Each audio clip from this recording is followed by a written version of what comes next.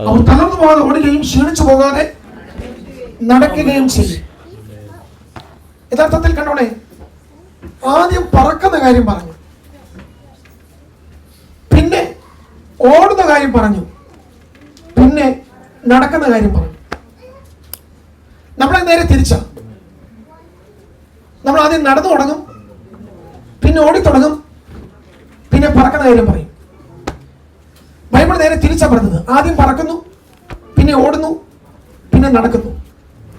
ഇത് ആത്മീയ ജീവിതത്തിന്റെ സ്പിരിച്വൽ 3 റിയാലിറ്റികളാണ്. ഒന്ന്, ജഡമണ്ഡലത്തെ ജയിക്കുന്നു. 2, ലോകത്തെ ജയിക്കുന്നു. 3, പൈശാചിക വാഴ്ചകളെ, അധികാരികളെ ജയിക്കുന്നു. പൈശാചിക വാഴ്ചകളും അധികാരികളും കർത്തൃത്വങ്ങളുമാണ്, പ്രിൻസിപ്പാലിറ്റീസ് ആണ് ആത്മമണ്ഡലത്തിലുള്ളത്. വാഴ്ചകൾ, അധികാരങ്ങൾ, ഈ അന്ധകാരത്തിന്റെ ലോകാധിപതികൾ, സ്വർലോകങ്ങളെ, ദുഷ്ടാത്മസേന, അതെവിടെ? കണ്ണുകൊണ്ട് കാണുന്ന മണ്ഡലത്തിലല്ല. വളരെ രാത്രികാലം വളരെ ഡീപ്പായിട്ട് നമുക്ക് പോകും. ചില കോട്ടകൾ പൊടിയും. ഞാൻ അമ്മ പറയാനോ കൈയടിക്കാനോ ഇന്ന് രാത്രി സമയം, നമുക്ക് പകൽ ഇഷ്ടംപോലെ സമയം, ഏകദേശം 2 മണിക്കൂറോളം ഞാൻ പകൽ ദൈവത്തിനെ ശുശ്രൂഷിച്ചു. പക്ഷെ ഇന്ന് രാത്രി നമ്മൾ വേഗത്തിലൊരു മെസ്സേജ് നിങ്ങൾക്ക് ഈ ദിവസങ്ങൾ പരിശുദ്ധാത്മാവിന്റെ പ്രാധാന്യത, എന്തുകൊണ്ട് ഞാൻ ആത്മശക്തി പ്രാപിക്കണം, എന്തുകൊണ്ട് എനിക്ക് പുതുക്കം ആവശ്യമാണ്, എന്തുകൊണ്ട് എനിക്ക് ആത്മാവിൽ നിന്ന് ഞാൻ ഉണർത്തപ്പെടണം, എന്തുകൊണ്ട് ഞാൻ നവീകരിക്കപ്പെടണം, എന്തുകൊണ്ട് ഞാൻ ആത്മാവിൽ നിന്ന് ശക്തിപ്പെടണം. ഞാൻ ഇവിടെ പറഞ്ഞത് യേശുവിന് ഇത് ആവശ്യമാണെങ്കിൽ നിങ്ങൾക്ക് എത്രയധികം.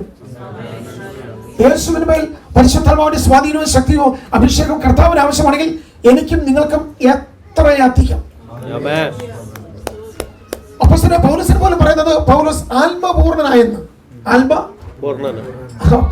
സദൃശവാക്യത്തിൽ വാക്യമുണ്ട്, ആത്മപൂർണനായവൻ ഭ്രാന്തനാണെന്ന് പറഞ്ഞാൽ ഭ്രാന്തുണ്ടെന്നല്ല. കാരണം മനുഷ്യ ബുദ്ധി കൊണ്ടോ നിയന്ത്രണം കൊണ്ടോ യുക്തി കൊണ്ടോ കഴിവുകൊണ്ടോ സ്വാധീനം കൊണ്ടോ മനുഷ്യന്റെ നടത്തിപ്പ് കൊണ്ടോ അവനെ സ്വാധീനിക്കാൻ കഴിയാത്തോളം അവനെ നയിക്കുന്ന മണ്ഡലം വേറൊരു മണ്ഡലമാണ്. ഞാൻ സഭയോട് പറയട്ടെ, നിങ്ങളുടെ യുദ്ധമെല്ലാം ആത്മമണ്ഡലത്തിലാണ്. നിങ്ങളുടെ യുദ്ധം മൊത്തം എവിടാണ്? നമ്മൾ നേരിട്ട് കാണുന്ന മണ്ഡലത്തിൽ യാതൊരു കാര്യമില്ല. ഉണ്ടോ? ജഡത്തിൽ ഒരു പരിപാടിയില്ല. ജഡത്തിൽ നമുക്ക് ഒരു ശത്രു ഇല്ല. ജഡത്താൽ ജനിച്ചത് ജഡമാകുന്നു. ജഡത്തിലല്ല പോരാട്ടം. നമുക്ക് ദൈവത്തിന് മാനം പറയുന്നു, നമുക്ക് പോരാട്ടമുള്ളത്, നിങ്ങൾ ചേർത്ത് പറഞ്ഞു, പോരാട്ടമുള്ളത് സഭയുടെ ഒറ്റ കാര്യപരിപാടി ശുശ്രൂഷകളും ജഡത്തിന്റെ ആക്ടിവിറ്റീസിലല്ല. ആണോ? ഒരിക്കലും നിങ്ങൾ ചിന്തിക്കരുത്, ജഡത്തിന്റെ യാതൊരു കാര്യപരിപാടിയും ശുശ്രൂഷയിലില്ല, നടത്തിപ്പിലില്ല, നിയോഗങ്ങളില്ല, നിങ്ങൾക്ക് ദൈവം നൽകുന്ന വിളിയിലില്ല. അതെല്ലാം ആത്മതലങ്ങളാണ്. എന്തെങ്കിലും മാത്രമേ നിങ്ങൾ ആത്മാവിനെ പ്രാപിക്കാൻ കഴിയത്തുള്ളൂ. വളരെ പ്രാധാന്യമുള്ള കാര്യം പറയുന്നത്, ഈ സഭയെ കുറിച്ച് എപ്പോഴാണ് കർത്താവ് പറഞ്ഞത്? സഭ എന്ന് പറയുന്ന ഒരു ടെർമിനോളജി എപ്പോഴാണ് യേശു പറഞ്ഞത്? എപ്പോഴാണ് യേശു കർത്താവ് സഭയെ കുറിച്ച് ഒരു സൂചന നൽകിയത്? അല്ലെങ്കിൽ ഏത് സമയത്താണ്, ഏത് സാഹചര്യത്തിലാണ് കർത്താവ് യേശു സഭയെ കുറിച്ച് വെളിപ്പാട് നൽകിയത്? അറിയാമോ? ശരി, പറഞ്ഞു തുടങ്ങിയതൊക്കെ ശരിയാണ്. മത്തായി സുവിശേഷം 16-ാം അധ്യായത്തിലാണ് ദൈവം സഭയെ കുറിച്ച്, നിങ്ങൾ ഉപവസിച്ച് പ്രാർത്ഥിക്കുന്നവരാണ്, സഭയെ കുറിച്ച് കാഴ്ചപ്പാടും നിയോഗങ്ങളും ദർശനമുള്ളവരാണ്. പക്ഷെ നിങ്ങൾ ചില സ്പിരിച്വൽ റിയാലിറ്റി തിരിച്ചറിയണം. ദൈവത്തിന് മാനം പറഞ്ഞ സത്യം അറിയുകയും സത്യം അറിഞ്ഞില്ലെങ്കിലോ സ്വാതന്ത്ര്യമില്ലാത്ത എല്ലാ സ്ഥലത്തും നമുക്ക് എന്താ ഉള്ളത്? അടിമത്തമുള്ളത്, ദാസത്വമുള്ളത്. നിങ്ങൾ ഫ്രീഡമില്ല. ഫ്രീഡമില്ലാത്ത എല്ലാ മണ്ഡലങ്ങളും നിങ്ങൾ ബന്ധനസ്ഥരാണ്. അതുകൊണ്ടാണ് കർത്താവ് ഫിലിപ്പിന്റെ കൈസരിൽ കയറിയിട്ട് ശുശ്രൂഷയുടെ 3 വർഷം കഴിഞ്ഞു. ശുശ്രൂഷയുടെ 3 വർഷം കഴിഞ്ഞു ഫിലിപ്പിന്റെ കൈസരിൽ കർത്താവ് കയറി നിൽക്കുക. കൈസരിൽ കയറി നിന്നുകൊണ്ട് കർത്താവ് ഒരു യഥാർത്ഥം, ഒരു വലിയ വെളിപ്പാട്, ഒരു വലിയ കർത്താവ് തന്റെ ദൗത്യത്തിന്റെ പൂർത്തീകരണം, കർത്താവ് നൽകുന്ന ഏറ്റവും വലിയ ഒരു പ്ലാൻ സ്ട്രാറ്റജി പരസ്യമായി പ്രഖ്യാപിക്കാൻ പോയപ്പോൾ ശിഷ്യന്മാരെ എല്ലാം വിളിച്ചുകൊണ്ട് എങ്ങോട്ട് വന്നു? ഫിലിപ്പിന്റെ കൈസരിൽ വന്നു. ഈ ഫിലിപ്പിന്റെ കൈസരിക്ക് ഒരു ഐതിഹ്യമുണ്ട്. അത് മാത്രമല്ല അവിടെ ട്രഡീഷൻ ഉണ്ട്, അതിന്റെ കൾച്ചറുണ്ട്, അവിടെ ഒരു മതമുണ്ട്. ഞാൻ പറഞ്ഞു, സഭയ്ക്കെതിരെ ലോകത്തുള്ള ഏറ്റവും വലിയ 2-3 ശക്തികളാണ്. സഭയ്ക്കെതിരെ ലോകത്തുള്ള ഏറ്റവും 2-3 ശക്തികൾ പിശാച് മാത്രമല്ല, കൾച്ചർ, സംസ്കാരം. ഇന്ത്യയെ തൊടാൻ കഴിയാത്ത കാര്യം എന്താ? സൗത്തിന്റെ സംസ്കാരമല്ല നോർത്തിന്റെ സംസ്കാരമല്ല നോർത്ത് ഈസ്റ്റിന്റെ സംസ്കാരമല്ല ജമ്മുവിലല്ല കേരളത്തില്. കൾച്ചർ വലിയ വിഷയമാണ്. ഇന്ത്യയെ തൊടാൻ പറ്റാത്ത കൾച്ചർ വിഷയമാണ്, ലാംഗ്വേജ് വിഷയമാണ്, ഇത്രയും ഡൈവേഴ്സിറ്റി വിഷയമാണ്, ബിലീഫ് വിഷയമാണ്. ഇതെല്ലാം ഇന്ത്യയെ സംബന്ധിച്ച്, കാരണം ഇത്രയും ബിലീഫും ഐഡിയോളജിയും സംസ്കാരവും മതവും കൂട്ടിക്കെട്ടിയ സ്ഥലമാണ് ഈ കിടക്കുന്ന സകല അവശിഷ്ടങ്ങൾ ഫിലിപ്പിന്റെ കൈസര തകർന്ന് തരിപ്പണമായി കിടക്കുന്ന ഒരു സ്ഥലമാണ്. നേരത്തെ ഇവിടെ അധികാരം ഉണ്ടായിരുന്നു, നേരത്തെ ഇവിടെ ഏകാധിപതി ഉണ്ടായിരുന്നു, നേരത്തെ ഇവിടെ തത്വചിന്ത ഉണ്ടായിരുന്നു, നേരത്തെ ഇവിടെ സംസ്കാരം ഉണ്ടായിരുന്നു, നേരത്തെ ഇവിടെ മതം ഉണ്ടായിരുന്നു, നേരത്തെ ഇവിടെ ഭരണം ഉണ്ടായിരുന്നു. ഭരണം പൊളിഞ്ഞു, സംസ്കാരം പൊളിഞ്ഞു, ഐതിഹ്യം പൊളിഞ്ഞു, മതം പൊളിഞ്ഞു, എല്ലാം പൊളിഞ്ഞു. ഇപ്പോൾ ഫിലിപ്പുമില്ല, കൈസരയില്ല, മൊത്തം പൊളിഞ്ഞു പോയി. അവിടെ നിന്ന് കഥ വിളിച്ച് പറയുവാ, ഞാൻ ഇതുവരെ ആർക്കും പൊളിക്കാൻ പറ്റാത്ത ഒരു കാര്യം പണിയാൻ വരുവാ. ആർക്കും പൊളിക്കാൻ പറ്റാത്ത, ആർക്കും തകർക്കാൻ പറ്റാത്ത ഒരു സംവിധാനത്തിന്റെ കാര്യം പറയാൻ വരുമോ, കയറി വരാൻ പറഞ്ഞു. ബാക്കി എല്ലാം പൊളിഞ്ഞു. മതം പൊളിഞ്ഞു, യവനായ മതം, യവനായ ജ്ഞാനം, യവനായ തത്വചിന്ത പൊളിഞ്ഞു, ഐഡിയോളജി പൊളിഞ്ഞു, സംസ്കാരങ്ങൾ പൊളിഞ്ഞു, ഐതിഹ്യങ്ങൾ പൊളിഞ്ഞു, ട്രഡീഷൻ പൊളിഞ്ഞു, വിശ്വാസം പൊളിഞ്ഞു. പക്ഷെ ആർക്കും തകർക്കാൻ പറ്റാത്ത ഒരു വിശ്വാസത്തെ വെളിപ്പെടുത്താൻ പോവാ, ആർക്കും തകർക്കാൻ പറ്റാത്ത സഭയെ കുറിച്ച് പറയാൻ പോവാ, കയറി വരാൻ പറഞ്ഞു. ശിഷ്യന്മാരോടെല്ലാം കർത്താവ് ചോദിച്ചു, മനുഷ്യപുത്രനെ കുറിച്ച് ഈ ജനം എന്ത് പറയുന്നു? മനുഷ്യപുത്രനെ കുറിച്ച് ജനം എന്ത് പറയുന്നു? മനുഷ്യപുത്രനെ കുറിച്ച് നാട്ടുകാർ എന്ത് പറയുന്നു? നിങ്ങൾക്ക് ആ ഭാവം വായിക്കുമ്പോൾ അറിയാം. മർക്കോസ് 16-16 അധ്യായത്തിലാണ് എഴുതിയിരിക്കുന്നത്. മനുഷ്യപുത്രനെ കുറിച്ച്, എന്നെ കുറിച്ചുള്ള നാട്ടുകാരുടെ അഭിപ്രായം. നാട്ടുകാരുടെ അഭിപ്രായം പറയാൻ 12 ശിഷ്യന്മാർക്ക് വലിയ മിടുക്ക്. എല്ലാവരും ചാടിക്കയറി പറഞ്ഞു. എന്ത് പറഞ്ഞു? എല്ലാവരും യേശു കർത്താവിനോട് നാട്ടുകാരുടെ അഭിപ്രായങ്ങൾ പറഞ്ഞു. എന്താണ് നാട്ടുകാർ പറഞ്ഞ അഭിപ്രായങ്ങൾ? മറ്റു ചില ഏലിയാവെന്നും വേറെ ചില ഇരിമ്യാവോ പ്രവാചകന്മാരിൽ ഒരുത്തനോ എന്ന് പറയുന്നു എന്നവർ പറഞ്ഞു. നിങ്ങളോ എന്നെ ആരെന്ന് പറയുന്നു? മറ്റവരുടെ അഭിപ്രായങ്ങളെല്ലാം കേട്ടോ, നാട്ടുകാരുടെ അഭിപ്രായം കേട്ടോ. ഒന്ന് യോഹന്നാൻ സ്നാപകൻ, ഒന്ന് യോഹന്നാൻ സ്നാപകൻ, ഏലിയാവ്, പ്രവാചകന്മാര്, മോശ. നാട്ടുകാർ പറഞ്ഞതിനകത്തല്ലേ നിങ്ങൾ തോന്നണേ? നാട്ടുകാർ പറഞ്ഞു നോക്കണേ, നാട്ടുകാർ പറഞ്ഞ ഉത്തരം ശരിയാണെന്നോ തെറ്റാണെന്നോ കർത്താവ് പറഞ്ഞില്ല. ചിലപ്പോൾ നാട്ടുകാർ പറഞ്ഞത് ശരിയാകാം, ചിലപ്പോൾ തെറ്റാകാം. പക്ഷെ എനിക്കൊരു കാര്യം ഞാൻ ഉറപ്പാണ്, നാട്ടുകാർ പറഞ്ഞതെല്ലാം മരിച്ച ഒരാളെന്ന്. യോഹന്നാൻ സ്നാപകൻ മരിച്ചു, മോശ മരിച്ചു, ഏലിയോ മരിക്കാൻ ആഗ്രഹിച്ചു, യോഹന്നാൻ സ്നാപകൻ മരിച്ചു, പ്രവാചകന്മാരെല്ലാം മരിച്ചു. നാട്ടുകാരുടെ വെളിപ്പാട് മരിച്ച ഒരാളാണ്. ആര്? ഉയർത്തുന്ന ആളാണ് യേശു. കർത്താവ് പറഞ്ഞു, നാട്ടുകാരുടെ അഭിപ്രായം പോട്ട് നിങ്ങൾ എന്നെ കുറിച്ച് എന്ത് പറയുന്നു? നിങ്ങൾ എന്നെ കുറിച്ച്, ഞാൻ നിങ്ങളെ കുറ്റപ്പെടുത്തുമല്ല, നിങ്ങൾ ഇപ്പോൾ ഇരിക്കുന്ന പോലെ 12 പേരും അവർ വായിക്കകത്ത് നാക്കൊണ്ടൊന്ന് ബോധോർത്ത് നോക്കണം. നിങ്ങൾ ഇപ്പോൾ ഇരിക്കുന്ന പോലെ 12 പേരും നാട്ടുകാരുടെ അഭിപ്രായം കേട്ടപ്പോൾ പറയാൻ വേണ്ടി എന്തെല്ലാം പറയാം. അവരിങ്ങനെ പറയുന്നു, മറ്റവരെങ്ങനെ പറയുന്നു, ഇനിമയോ എല്ലാ നാട്ടുകാരുടെ അഭിപ്രായങ്ങളും അറിയാനുണ്ട്, ശിഷ്യന്മാരനുണ്ട്. കർത്താവ് ശിഷ്യന്മാരോട് പറഞ്ഞു, അത് പോട്ട്, നാട്ടുകാരുടെ അഭിപ്രായം പോട്ട്, നിങ്ങൾ എന്നെ കുറിച്ച് എന്ന് ചോദിച്ചു. മിണ്ടാട്ടില്ല, മിണ്ടുന്നില്ല. നിങ്ങൾ ഇരിക്കുന്ന പോലെ ആരും ഇരിക്കുന്നത്? കർത്താവ് ഉടനെ ചോദിച്ചു, ഇവർ മിണ്ടായിരിക്കുന്നതിനോട് കർത്താവ് ചോദിച്ചു, ഞാൻ ആരാണെന്ന് നീ പറഞ്ഞാൽ നീ ആരാണെന്ന് ഞാൻ പറയാം. ഞാൻ ആരാണെന്ന് നീ പറഞ്ഞാൽ നീ ആരാണെന്ന് ഞാൻ നിങ്ങളെ കുറ്റപ്പെടുത്തുമല്ലോ. ഇപ്പൊ വീണ്ടും നിങ്ങൾ ഇരിക്കുന്ന പോലെ ഇരിക്കുമോ? ഒന്നും പറയാനില്ല. വീണ്ടും ഇവർക്ക് മനസ്സിലായില്ലെന്ന് വിചാരിച്ച കർത്താവ് വീണ്ടും പറഞ്ഞു, എന്റെ പേര് നീ പറഞ്ഞാൽ നിന്റെ പേര് ഞാൻ പറയാം. വീണ്ടും മിണ്ടാട്ടമില്ല. നമുക്കങ്ങനെ ലോകത്തിൽ രാഷ്ട്രീയമോ ഭൗതികമോ ഓടിയോ മറ്റേ ഇതിന്റെ കാര്യം ചോദിച്ചാൽ നമുക്ക് 100 താവാ. തമ്പനെ കുറിച്ച് ചോദിച്ചാൽ, കർത്താവിനെ കുറിച്ച് ചോദിച്ചാൽ, സഭയെ കുറിച്ച് ചോദിച്ചാൽ, ദൈവത്തെ കുറിച്ച് ചോദിച്ചാൽ നമുക്ക് നാം ഇറങ്ങി പോകും. ആരും മിണ്ടാട്ടമില്ല. കർത്താവ് ചോദിച്ച 2 കാര്യങ്ങളാണ്. ഞാൻ ആരാണെന്ന് നീ പറയണം, അങ്ങനെ പറഞ്ഞാൽ നീ ആരാണെന്ന് ഞാൻ പറയും. എന്റെ പേര് നിങ്ങൾ പറഞ്ഞാൽ നിന്റെ പേര്. പക്ഷെ നമ്മുടെ പത്രോസിന് മാത്രം ചെറിയ ക്ലിക്കടിച്ചു. പത്രോസിന് മാത്രം കാര്യം മനസ്സിലായി, ഓ കർത്താവിന്റെ പേര് ഞാൻ പറഞ്ഞാൽ എന്റെ പേര് പറയില്ലേ. അതിന് ബാക്ക്ഗ്രൗണ്ട് ഉണ്ട്. അന്ത്രയോസ് ഈ പത്രോസിനെ വിളിച്ചോണ്ട് വന്നപ്പോഴേ, അന്ത്രയോസ് യേശുവിന്റെ അടുക്കലായിട്ട് പത്രോസിനെ വിളിച്ചോണ്ട് വന്നപ്പോഴേ അന്ത്രയോസിനോട് നോക്കി തോന്നില്ല. പിന്നെ ആരോടെ തോന്നുള്ളൂ? വിളിച്ചോണ്ട് വന്ന പത്രോസിനോട് തോന്നുള്ളൂ. അന്നേ ഞാനിങ്ങനെ ചിന്തിക്കുക, നമ്മുടെ ആൾക്കാർ നാട്ടിലെ കാര്യമൊന്നും പറയണ്ടല്ലോ. അവിടെ ഈ പേര് വിളിക്കുന്ന കാര്യങ്ങൾക്കൊക്കെ അവിടെ നാട്ടില് അവിടെ എഴുത്തുകാരോടൊക്കെ ചോദിച്ചിട്ട് നമുക്ക് പേര് വിളിക്കാൻ പറ്റും. അവരോടൊക്കെ അവരെല്ലാം പോട്ടെ, ഞാൻ ആ ഭാഗം വിടുക. അന്ന് ഈ പേര് വിളിക്കുന്ന ശുശ്രൂഷ ഉണ്ട്. എവിടെ? ആർക്ക്? യേശുവിന്. കർത്താവ് ശീമോൻ നടന്നു വരാൻ കണ്ടപ്പോഴേ കർത്താവ് ശിവനോട് പറയുമോ, നിന്റെ പേര് ശീമോൻ, നിന്റെ പേര്, നിന്റെ അപ്പന്റെ പേര് യോഹന്നാൻ, നിനക്ക് നാളെ കേഫ എന്ന് ഇങ്ങനെ ആരെങ്കിലും പേരിടുവോ? ഇപ്പൊ സഹോദരിമാർ പ്രസവിക്കുന്നതിന് പേര് കണ്ടോ? ആദ്യത്തെ ജോലി എന്താ? എന്റെ സമയം എല്ലാം കുട്ടികൾക്കും എല്ലാ കുട്ടികളും തന്നെ എന്നോട് പേര് ചോദിക്കുന്നവർക്കെല്ലാം പേര് ഞാനാ കൊടുക്കുന്നത്.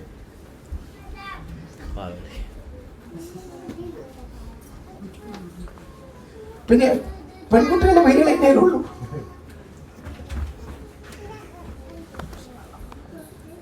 ഇങ്ങനെ പേരിടുവോ? വിളിച്ചോണ്ട് വന്ന അന്തരവാസിയോട് തോന്നില്ല, ഒരു തോന്നുമില്ല. ഞാൻ നിങ്ങളോട് പറയും, ചില ശുശ്രൂഷ അത്രേ ഉള്ളൂ കേട്ടോ. അതുകൊണ്ട് നിങ്ങൾ വേഗതയും തിടുക്കം നിർത്തി വേഗതയൊന്നും കാണിക്കരുത്.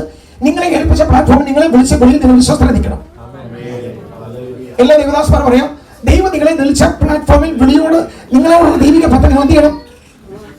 ഞാൻ ലിസൺ. പത്രോസിനെ വിളിച്ചോണ്ട് വന്ന ആരാ? അന്ത്രോസ. വിളിച്ചോണ്ട് വന്ന സീനിയറുള്ള അന്ത്രോസിനേക്കാൾ പത്രോസ് വലുതായി. പക്ഷെ പത്രോസ് നേടുന്ന ഓരോ കൊയ്ത്തിന്റെയും ഒരു പ്രതിഫലം ആർക്കുണ്ട്? ചെറിയ ശുശ്രൂഷ ചെയ്തത് പത്രോസിനെ വിളിച്ചോടിക്കൊണ്ട് വന്നു. പത്രോസ് കയറിപ്പോയി. പക്ഷെ അന്ത്രോസ് ഇപ്പോഴും എന്ത് ചെയ്യുക? ബാക്കി നിൽക്കുക. ഞാൻ പറയാറുണ്ട്, 3 ശുശ്രൂഷ അന്ത്രോസ് ചെയ്തിട്ടുള്ളൂ. പക്ഷെ 3-നകത്ത് വലിയ ദൈവിക പദ്ധതി ഉണ്ടായിരുന്നു. ഒന്ന്, പത്രോസിനെ വിളിച്ചോണ്ട് വന്നു. പത്രോസ് ക്രൈസ്തവ സഭയുടെ ഏറ്റവും വലിയ അപ്പോസ്തലനായിട്ട് ആര് മാറി? നമ്മൾ ചിന്തിക്കരുത്, അയ്യോ ഞാൻ പിൻനിരയിലാണോ, ഞാൻ 2-വനാണോ, ഞാൻ 3-വനാണോ, ഞാൻ ഒടുക്കത്തവരാകട്ടെ. എനിക്കൊരു സ്വഭാവമുണ്ട്, വലിയ ധൃതിയുള്ളവരെയും വേഗതയുള്ളവരെയും ധൃതിക്ക് പെട്ടെന്ന് പോകണുള്ളവരെ കയറ്റിയും വിടും. പെട്ടെന്ന് നമ്മളെന്ത് ചെയ്തോളൂ? പതുക്കെ ഏറ്റവും അവസാനം എൻ്റെ കയ്യിൽ ആ സ്പീഡിൽ പോയ ആളും പതുക്കെ പോയാൽ ഞാൻ ഒരുപോലെ ചെല്ലത്തുള്ളൂ. വലിയ ധൃതിയും വേഗതയും വെപ്രാളൊക്കെ ഉള്ളവരെ കയറിപ്പൊക്കും. കാരണം എനിക്ക് ഉറപ്പുണ്ട്, ഞാൻ കിടക്കുന്ന പാളത്തിൽ വേറെ ട്രെയിൻ വരുത്തില്ല. എന്നെ മാറ്റിയിട്ടുണ്ട് വേറെ ട്രെയിൻ. അതുവഴി ഞാൻ കിടക്കുന്ന പാളത്തിൽ വേറെ ട്രെയിൻ, എന്റെ പാളത്തിൽ ഞാൻ കിടന്നാൽ മതി. അതുവഴി ഇതുവഴിയൊക്കെ ഇഷ്ടംപോലെ ട്രെയിൻ പൊയ്ക്കോട്ടെ. മനസ്സിലായോ? ഇഷ്ടംപോലെ പൊയ്ക്കോട്ടെ. അതൊന്നും നമ്മുടെ വിഷയമല്ല. നമ്മുടെ പാളത്തിൽ നമ്മളങ്ങനെ അറ്റവരെ പോകാനുള്ള പദ്ധതി നമ്മുടെ മേലെ ഏൽപ്പിക്കും. അന്ത്രോസ് പത്രോസ് വിളിച്ചോണ്ട് വന്നു. പത്രോസ് വലുതാളായി. അന്ത്രോസ് വിഷമമുണ്ടോ? ഒരു വിഷമമില്ല. ദൈവത്തിന്റെ പദ്ധതിയാണ്. ഒരു പേര് മാറ്റിയില്ല, നൂതില്ല, വാഗ്ദത്തമില്ല, താക്കോല് കൈ കൊടുത്തില്ല, പേര് മാറ്റിയിടുന്നില്ല, ഒന്നും പറയുന്നില്ല, വെള്ളത്തിൽ കൂടെ നടത്തുന്നില്ല, ഒന്നുമില്ല. അടുത്തത് അന്ത്രോസ് ചില ദൈവത്തിന്റെ ഈ രാത്രികളുടെ ഒരു ആലോചന പറയുക, ചില ദൈവിക ശുശ്രൂഷ പതുക്കെ മെല്ലെ ആയിരിക്കും തുടങ്ങുന്നത്. പക്ഷേ ഞാൻ ഇവിടെ പറയാൻ പ്രിയമുള്ളവരെ, അതിന്റെ അവസാനം ഏറ്റവും മനോഹരമായിരിക്കും. ഒരിക്കൽ യേശു ശുശ്രൂഷ ഉന്നയിക്കുക. ശുശ്രൂഷ ചെയ്തപ്പോൾ കർത്താവ് ഈ ശിഷ്യന്മാരോട് ചോദിച്ചു, ഈ മരുഭൂമിയിൽ 2-3 ദിവസം കൂടി ശിഷ്യം ഈ ജനങ്ങൾ എന്റെ കൂടെ കിടക്കുക, ഇവർക്ക് തിന്മാൻ ആഹാരം കൊടുക്കണം. തിന്മാൻ ആഹാരം എവിടെ കൊടുക്കണമെന്ന് ചോദിച്ചില്ല, എവിടെ നിന്ന് ചോദിച്ചില്ല. ഈ ജനത്തിന് തിന്മാൻ ആഹാരം കൊടുക്കണം. ഉടനെ ഞാൻ ചിന്തിക്കാറുണ്ട്, ഈ വലിയ യോഗത്തിന്റെ കോർഡിനേറ്റർ ആരാ? എപ്പോഴും ഈ വലിയ യോഗം നടത്തിയാൽ അതിന്റെ കോർഡിനേറ്റർ പത്രോസ് ആയിരിക്കും. പത്രോസ് കോർഡിനേറ്റർ ആണെങ്കിൽ സൺഡേ സ്കൂൾ ഡിപ്പാർട്ട്മെന്റ് ആരെയിലായിരിക്കും? അന്ത്രോസിന്റെ കയ്യിലായിരിക്കും. ആ യോഗത്തിന് മാത്രം ട്രഷറർ ആരായിരുന്നു? ഫിലിപ്പോസ്. ആരായിരുന്നു? പത്രോസ് കർത്താവ് ഈ ജനത്തിന് തീരുമാനം ആഹാരം കൊടുക്കണമെന്ന് പറഞ്ഞു. ഞാൻ ചില വെളിപ്പാടിന് മുമ്പിൽ നടക്കുന്ന വിടുതലെ കുറിച്ച് പറയാൻ പറ്റുമോ? കഥ പറയാൻ നിൽക്കുമല്ലേ കേട്ടോ. വെളിപ്പാട് മതി നിങ്ങളുടെ ശുശ്രൂഷ കാഴ്ചപ്പാട് മാറും. നിങ്ങൾ മാറാൻ സമയയുടെ മുഖച്ചായ മാറണമെങ്കിൽ ഉപവസിച്ചാൽ മുഖച്ചായ മാറത്തില്ല. പക്ഷെ ചില ചെതുമ്പൽ പോയാൽ സഭ മാറും. ഏത് ചെതുമ്പൽ? കണ്ണടഞ്ഞിരിക്കുന്ന, അന്തരം പിടിച്ചിരിക്കുന്ന, ദൂരക്കാഴ്ചയില്ലാത്ത, ദർശനം മങ്ങിപ്പോയ, ദർശനം കുറിച്ചിട്ട, കണ്ണടഞ്ഞു പോയ, ആ കണ്ണിന് ദൂരക്കാഴ്ച കാണാൻ കഴിയാത്ത കണ്ണ് ആണെങ്കിൽ സഭ മുൻപോട്ട് പോകത്തില്ലെന്ന് ഈ രാത്രികാലം പരിശുദ്ധാത്മാവ് പറയുന്നു. നമുക്ക് ആവശ്യം വചനത്തിനൊരു വെളിപ്പാട്. ഇത്രേ ഉള്ളൂ. പത്രോസിനോട് ചോദിച്ചു, ഈ ജനത്തിന് മൊത്തം നമുക്ക് ആഹാരം കൊടുക്കണം. ഉടനെ പത്രോസ് പറഞ്ഞു, കർത്താവേ, ഞാനത് വിശ്വസിക്കുന്നില്ല. ഈ മരുഭൂമിയിൽ ജനത്തിന് തിന്ന് തൃപ്തിപ്പെടുത്തുവാൻ ആർക്കും കഴിയത്തില്ല. കർത്താവ് ചോദിച്ചു, എന്താ പരിപാടി? ഈ ജനത്തിനെ വീട്ടിൽ വിടാൻ പറഞ്ഞു. കർത്താവ് പറഞ്ഞു, ഈ ജനം വീട്ടിൽ പോയാൽ കഴിയത്തില്ല, അവർ തളർന്നു പോകും, വീണു പോകും. ഈ ജനത്തിന് ആഹാരം കൊടുക്കണമെന്ന് പറഞ്ഞു. ഉടനെ പത്രോസ് പറഞ്ഞു, ഈ കാട്ടിൽ അപ്പം കൊടുത്ത് തൃപ്തിപ്പെടുത്താൻ ഞാൻ വിശ്വസിക്കുന്നില്ലെന്ന് പറഞ്ഞു. കർത്താവ് പത്രോസ് പറഞ്ഞു, നീ മാറാൻ പറഞ്ഞു. ഞാനൊരു കാര്യം പറയാം, നാളെ വരെ ഉണർവുണ്ടാകും പോകട്ടോ. ചില വെളിപ്പാടും ദൈവിക പദ്ധതിയെ കുറിച്ച് അറിവും ആണുമില്ലെങ്കിൽ മുൻനിരയുന്നത് നമ്മളെയൊക്കെ മാറ്റും. വല്ലതും തിരിച്ചറിയുന്നുണ്ടോ? ഞാൻ ഇപ്പൊ നിങ്ങൾക്കറിയാലോ, നിങ്ങളുടെ സഭയ്ക്കറിയാലോ, ഇന്ത്യയിൽ ഉടനീളം നെടുകയും കുറെ യാത്ര ചെയ്ത ആളാണ് ഞാൻ. ഇന്ന് കഴിഞ്ഞ 30 വർഷമുണ്ട്, 40 വർഷമുണ്ട്, 50 വർഷമുണ്ട്, 20 വർഷമുണ്ടൊക്കെ ഈ വടക്കേന്ത്യയിൽ തുടങ്ങിയ സകല സഭകളും പൂട്ടി. ഇപ്പോൾ വടക്കേ ഇന്ത്യയിലെ നേറ്റീവ് ലീഡേഴ്സിനെ, ശക്തന്മാരായ നേറ്റീവ് അവിടെ തദ്ദേശീയമായിട്ടുള്ള സുവിശേഷകരെ, ചെറുപ്പക്കാരെ കർത്താവ് എഴുന്നേൽപ്പിച്ചു. ദൈവിക പദ്ധതിക്ക് കുറ്റിയിടാൻ, മണ്ണുമാരിടാൻ, തകർക്കുവാൻ, ഇല്ലാതാക്കുവാൻ ലോകത്തിലെ ഒരു ശക്തിക്കും വ്യക്തിക്ക് കഴിയത്തില്ല. മോഡി ഭരിക്കുന്ന ഡൽഹി രാംലീല മൈതാനത്തിൽ BJP രാഷ്ട്രീയ കക്ഷി കൂടിയാൽ ഇത്ര ആൾ കൂടത്തില്ല. 5 ഒറ്റ മീറ്റിംഗിലാണ് 1.5 ലക്ഷം പേര് 2 ലക്ഷം പേര് ഡൽഹി മൈതാനത്തിൽ ഒഴുകിയെത്തിയത്. ഏത് പോലീസിന്, ഏത് പൊട്ടാളത്തിന് ആർക്ക് തടയാൻ പറ്റുന്നത്? സ്തോത്രം. നിങ്ങൾ അറിഞ്ഞു, ബില്ലിഗ്രാമിന്റെ മോൻ ഫ്രാങ്ക്ലിൻ ഗ്രാമിന് മിസോറാമിൽ, നാഗാലാൻഡിൽ വിസ നിഷേധിച്ചു. അതിന് പകരം പ്രസംഗിക്കാൻ ഇന്ത്യയിൽ ഒരാളില്ല. സ്തോത്രം. നമ്മൾ നേരത്തെ വെച്ചത് സായിപ്പ് വന്നാലേ, തൊലികൊടുത്ത് വന്നാലേ ആള് കൊടുത്തു. ഇന്ത്യയുടെ സ്ഥിതി മാറി. അഞ്ചത്ത് നാഗാലാൻഡ് സ്റ്റേഡിയത്തിൽ വന്നത്, നാഗാലാൻഡ് ഗവൺമെന്റ് സപ്പോർട്ട് ഉണ്ട്. 3 ലക്ഷം പേരെ അയച്ചു വന്നത്. 30,000 പോലീസിനെ കൊടുക്കാൻ സ്റ്റേറ്റ് ഡിപ്പാർട്ട്മെന്റ് 30,000 പോലീസിനെ. ഒരു കാഷ്വാലിറ്റി ഉണ്ടായില്ല, ഒരു ഇൻസർജൻസി ഉണ്ടായില്ല. അത്രമാത്രം അച്ചടക്കത്തോടെ 3 ദിവസം യോഗം നടന്നു. നിങ്ങൾ മഹാരാഷ്ട്ര ബോംബെ ഗവൺമെന്റ് ഒരു മീറ്റിംഗ് നടത്താൻ ചോദിച്ചേക്കുവാ. അവർക്ക് ഇന്ത്യയിലെ റിപ്പോർട്ട് ചെയ്തിട്ടുണ്ട്, മീറ്റിംഗ് നടത്തിയാൽ 5 ലക്ഷത്തിന് പുറത്തു പോകുന്നു. ഇന്ത്യയിൽ ഒരു പ്രത്യേക സാംസ്കാരിക സംഘടനയ്ക്ക് 5 ലക്ഷം പേരെ ആ മൈതാനത്ത് കൂട്ടാൻ പറ്റത്തില്ല. പട്ടാളം, ഞാൻ പേര് പറയുന്നില്ല, ഇന്ത്യൻ പട്ടാളം, ഇന്ത്യൻ കരസേനക്കാൾ വലിയ ശക്തമായ ഒരു സായുധ സേന ഇന്ത്യയിലുണ്ട്. പേരെന്നാണൊന്നും പറയുന്നില്ല. ഇന്ത്യൻ പട്ടാളത്തെക്കാൾ സായുധമായിട്ട് ഒരു സായുധ സേന ഇന്ത്യയിലുണ്ട്. പക്ഷെ അവർക്ക് പറ്റാത്തത് സുവിശേഷത്തിന് പറ്റുന്നു. പട്ടാളമില്ല, പണമില്ല, ഇൻഫ്ലുവൻസ് ഇല്ല, ബാക്ക്ഗ്രൗണ്ട് ഇല്ല, ബുദ്ധിയില്ല, കഴിവില്ല, സ്ട്രാറ്റജി ഇല്ല, പ്ലാനിംഗ് ഇല്ല, ലീഡർഷിപ്പിൽ ഒന്നുമില്ല. നമ്മൾ അറിഞ്ഞതിനേക്കാളും രാജ്യത്തിന്റെ സ്വഭാവം ദൈവം മാറ്റി, ആത്മമണ്ഡലങ്ങളെ ദൈവം മാറ്റി, കാഴ്ചപ്പാടുകളെ ദൈവം മാറ്റി. ഞാൻ അതുകൊണ്ട് പഴയ കാലത്തിൽ ആ ഒരു നിയോഗത്തിൽ, വെളിപ്പാടിൽ, ദർശനത്തിലെ പിതാക്കന്മാർ പോയത് ഞാൻ തെറ്റ്. അവർ നിന്ന പ്ലാറ്റ്ഫോമിൽ, അവർ നിന്ന പൈതൃകത്തിലാണ് നമ്മൾ നിൽക്കുന്നത്. പക്ഷെ ഈ തലമുറ നേടുവാൻ ആ പഴയ സാധനം പോരാ.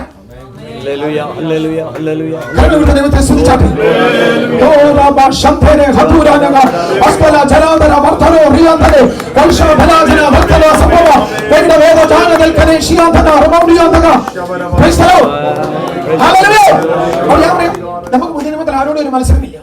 വലിയ ശുശ്രൂഷ, ചെറിയ ശുശ്രൂഷ, ചെറിയ അങ്ങനൊന്നുമില്ല. എല്ലാം എല്ലാവരും കൊണ്ട് ചെയ്യുന്ന ആരാ? ഒരേ ആത്മാവ്, ഒരേ സുവിശേഷ, ഒരേ ക്രിസ്തു. എവിടെ ഡിവിഷൻ? പൗലോസ് ചോദിക്കുന്നു, ഞാൻ നിങ്ങളെ കൊണ്ട് ക്രൂശിക്കപ്പെട്ടു, ഞാൻ വിവാഹിക്കപ്പെട്ടു? ഇല്ല, നമ്മൾ എല്ലാവരും വ്യാപരിക്കും ഒരേ ആത്മാവ്. കർത്താവിന്റെ സ്വഭാവം അങ്ങനെ ഇന്നും. യോഹന്നാൻ ചെന്ന് പറഞ്ഞു, സ്നേഹത്തിന് അപ്പോസ്തലൻ യോഹന്നാൻ ചെന്ന് പറഞ്ഞു, നമ്മളോട് കൂടി ഇല്ലാത്തവർ തന്നെ അവിടെ നിന്ന് ഭൂതങ്ങളെ പുറത്താക്കുന്നുണ്ട്. കർത്താവ് അവന് ശുശ്രൂഷ ചെയ്തോട്ടെ, അവനെന്ത് ചെയ്തോട്ടെ, അവന്റെ ജോലി അവനെന്ത് ചെയ്യട്ടെ.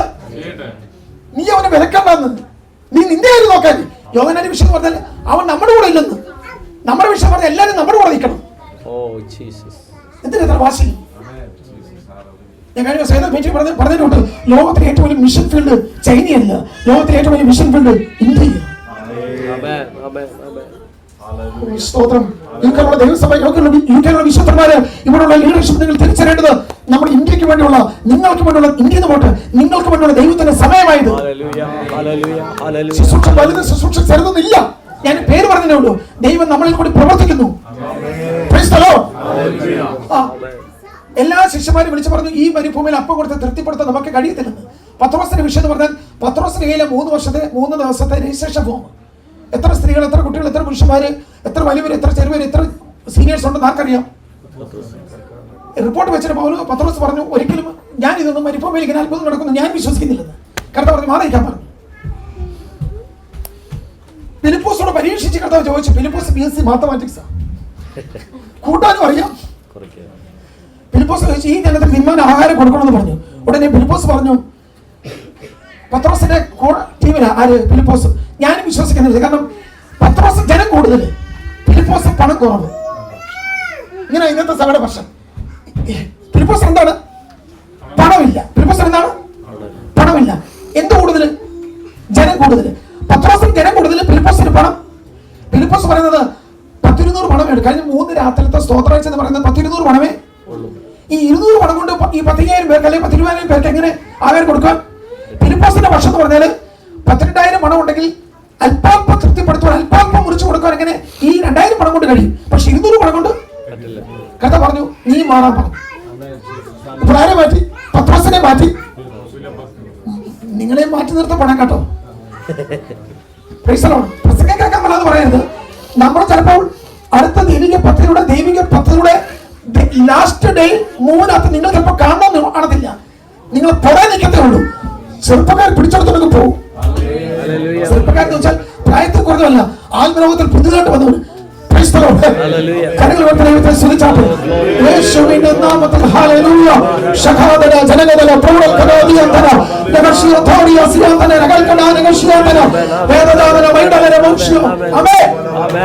പത്രോസിനെ മാറ്റി, ഫിലിപ്പോസിനെ മാറ്റി.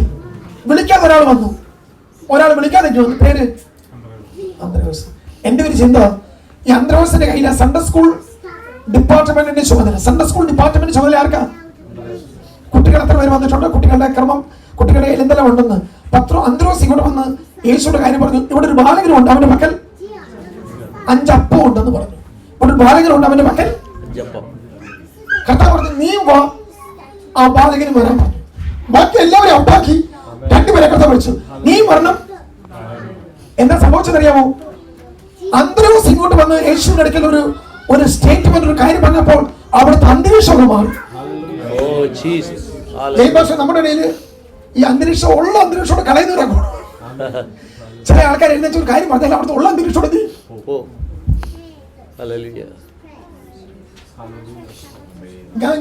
ഞാൻ പള്ളി പ്രാർത്ഥിക്കാറുണ്ട്. ദൈവം ആരും ഒന്നും എന്ത് ചെയ്യരുത്, അന്തരീക്ഷം കിടന്ന ഒറ്റ വാക്ക് മതി. നമ്മൾ പ്രാർത്ഥിച്ച് കയറിക്കൊണ്ട് വന്ന് ഇങ്ങനെ സാന്നിധ്യം കൊതിച്ച് ഒരു സഭ എന്നൊക്കെ പറഞ്ഞാൽ ഒരു രാത്രി മുഴുവൻ നമ്മൾ മല്ലുപിടുത്തം പറഞ്ഞാൽ ദൂത് പ്രകാശിക്കാനും ദൂത് കിട്ടാനും ഇങ്ങനെ ഒരു സഭയെ 18-19 വർഷം ഇരിക്കുക. അതിന് അവർക്ക് കഴിഞ്ഞ ആഴ്ച പ്രസംഗിച്ചു, അതിനിപ്പോൾ പ്രസംഗിച്ചു, കഴിഞ്ഞ മാസം നമ്മളിങ്ങനെ ഫ്രഷ് മഞ്ഞ ഇങ്ങനെ കിട്ടുന്ന എടുത്തു കൊടുക്കാൻ വേണ്ടി ഇങ്ങനെ ശനിയാഴ്ച രാത്രിയിലായിട്ട് ആത്മയുത്വം. കർത്താവേ, ആ വാക്ക് ഇതിന് ദൂത് വേണം, പ്രവർത്തനം വേണം, ആത്മാവ് വേണം, നിയമം വേണം, സൗഖ്യം വേണം. ഇങ്ങനെ രാത്രി അസ്വസ്ഥതയാണ്. രാവിലെ എല്ലാ സെറ്റും കൂടെ ഒരുത്തം കയറി ഒരു വാക്ക് എന്ത് ചെയ്യും? ഉള്ള അന്തരീക്ഷം എന്ത് ചെയ്യും? അല്ല, നമ്മുടെ ഞാൻ വിശ്വാസ ഏരിയയിൽ പറഞ്ഞത് ജനറൽ ബോഡി കമ്മിറ്റി അല്ല. ശുശ്രൂഷ നിൽക്കുന്നവൻ അന്നത്തെ മഹത്വത്തെ കെടുത്തിക്കളയും. അവൻ ഞായറാഴ്ച ശനിയാഴ്ച രാത്രി വരുന്നത് ഇത് വരച്ചിട്ട് വരും. ഏത് രാത്രി 2 മണി ഇത് കയറി വരച്ചിട്ട് അവന് നിയോഗത്തിലോ ദർശനത്തിലോ വെളിപ്പാടിലല്ല കയറി വരുന്നത്. നമ്മളെ കയറ്റുകൾ വന്ന ഒരു പഞ്ചന്തിയും ഒറ്റ വാക്കിനകത്ത് തീർന്നു പോകും. അന്തരീക്ഷം വന്നുകൊണ്ട് കാര്യം പറഞ്ഞപ്പോൾ ഉള്ള അന്തരീക്ഷം എന്ത് ചെയ്ത്? അന്തരീക്ഷം വന്നപ്പോൾ ഇനിവരിൽ നിന്ന് അന്തരീക്ഷമായിട്ട് കർത്താവിന് മഹത്വത്തിൽ പ്രവർത്തിക്കാനുള്ള ഒരു അത്ഭുതത്തിന് അന്തരീക്ഷം ആരെ ഏറ്റെടുത്തു? പണം കൊണ്ടെന്ന് പറഞ്ഞ ഫിലിപ്പോസിനെ കർത്താവ് മാറ്റി. ജനം കൂടുതലെന്ന് പറഞ്ഞ പത്രോസിനെ കർത്താവ് മാറ്റി. 5 അപ്പം കൊണ്ട് വന്ന അന്ത്രയോസിനെ കർത്താവ് വിളിച്ചു. ഞാനോട് ചോദിക്കട്ടെ പ്രിയമുള്ളവരെ, എന്താ ഇവിടെ സംഭവിച്ചത്? കർത്താവ് നേരത്തെ മരുഭൂമിയിൽ ശിഷ്യന്മാരോട് ചോദിച്ചത്, ഈ മരുഭൂമിയിൽ യേശു ശിഷ്യന്മാരോട് ചോദിച്ചത് മുറിക്കാൻ പറ്റിയ വല്ല ഉണ്ടോ എന്നാ ചോദിച്ചത്. ഞാൻ വലിയ സ്തോത്രം പ്രതീക്ഷിച്ചു. എന്താ ചോദിച്ചത്? മുറിക്കാൻ പറ്റിയ വല്ലതും ഉണ്ടോന്ന്. അവർ പറഞ്ഞു പണം ഉണ്ടെന്ന് പറഞ്ഞു. പണം അന്നും ഇത് മുറിക്കാൻ പാടില്ല. പക്ഷെ അപ്പം എന്ത് ചെയ്യാം? മുറിക്കാം. ഞാൻ ചോദിക്കട്ടെ, ഈ അപ്പം നിങ്ങളുടെ ഈ തന്നെ നിങ്ങൾക്ക് മുറിക്കാൻ പറ്റുമോ? പറ്റുമോ? ഈ 5 അപ്പം നിങ്ങളുടെ കയ്യിൽ തന്നെ തങ്ങളുടെ തന്നെ 5 അപ്പം മുറിക്കാൻ പറ്റുമോ? അങ്ങോട്ട് നോക്ക്, എന്നെ നോക്ക്. 5 നിങ്ങൾ അതിന് വേറെ ലോജിക്കൊന്നുമില്ല. ഞാൻ ചോദിക്കുന്നത് 5 അപ്പം നിങ്ങൾ അതിലോട്ട് മുറിക്കാൻ പറ്റുമോ ഇല്ലയോ എന്ന് പറഞ്ഞാൽ മതി. അത്രയും അതിനിപ്പം ഡിക്ഷണറി നോക്കാൻ മുറിക്കാൻ പറ്റും. ഏറെ കയ്യിലും 5 അപ്പം കൊടുത്താൽ എന്ത് ചെയ്യും? മുറിയും. പക്ഷെ നിങ്ങൾക്ക് മുറിക്കാവുന്നേ ഉള്ളൂ. നിങ്ങൾ മുറിച്ചാൽ മുറിയുന്നേ ഉള്ളൂ. ആർക്ക് തിന്നാനും പറ്റത്തില്ല, നിറയത്തുമില്ല, ബാക്കി വരുത്തുമില്ല. പക്ഷെ അതേ അപ്പം ആര് തൊട്ടു? കർത്താവ് തൊട്ടപ്പോൾ മുറിഞ്ഞു. എല്ലാവരും തിന്നു, തൃപ്തരായി, ബാക്കി വന്നു. ഞാൻ പറയാം, നിങ്ങൾ നിങ്ങളുടെ വിഷയത്തെ തുടരുത്. നിങ്ങളുടെ വിഷയത്തിന് കെട്ട് നിങ്ങൾ അഴിക്കരുത്. നിങ്ങളുടെ വിഷയത്തെ മുറിക്കാൻ കഴിവുള്ള വേറെയാ. സ്തോത്രം. അവൻ വിഷയത്തെ തൊട്ടാൽ വിഷയം മുറിയും, പരിഹരിക്കപ്പെടാം.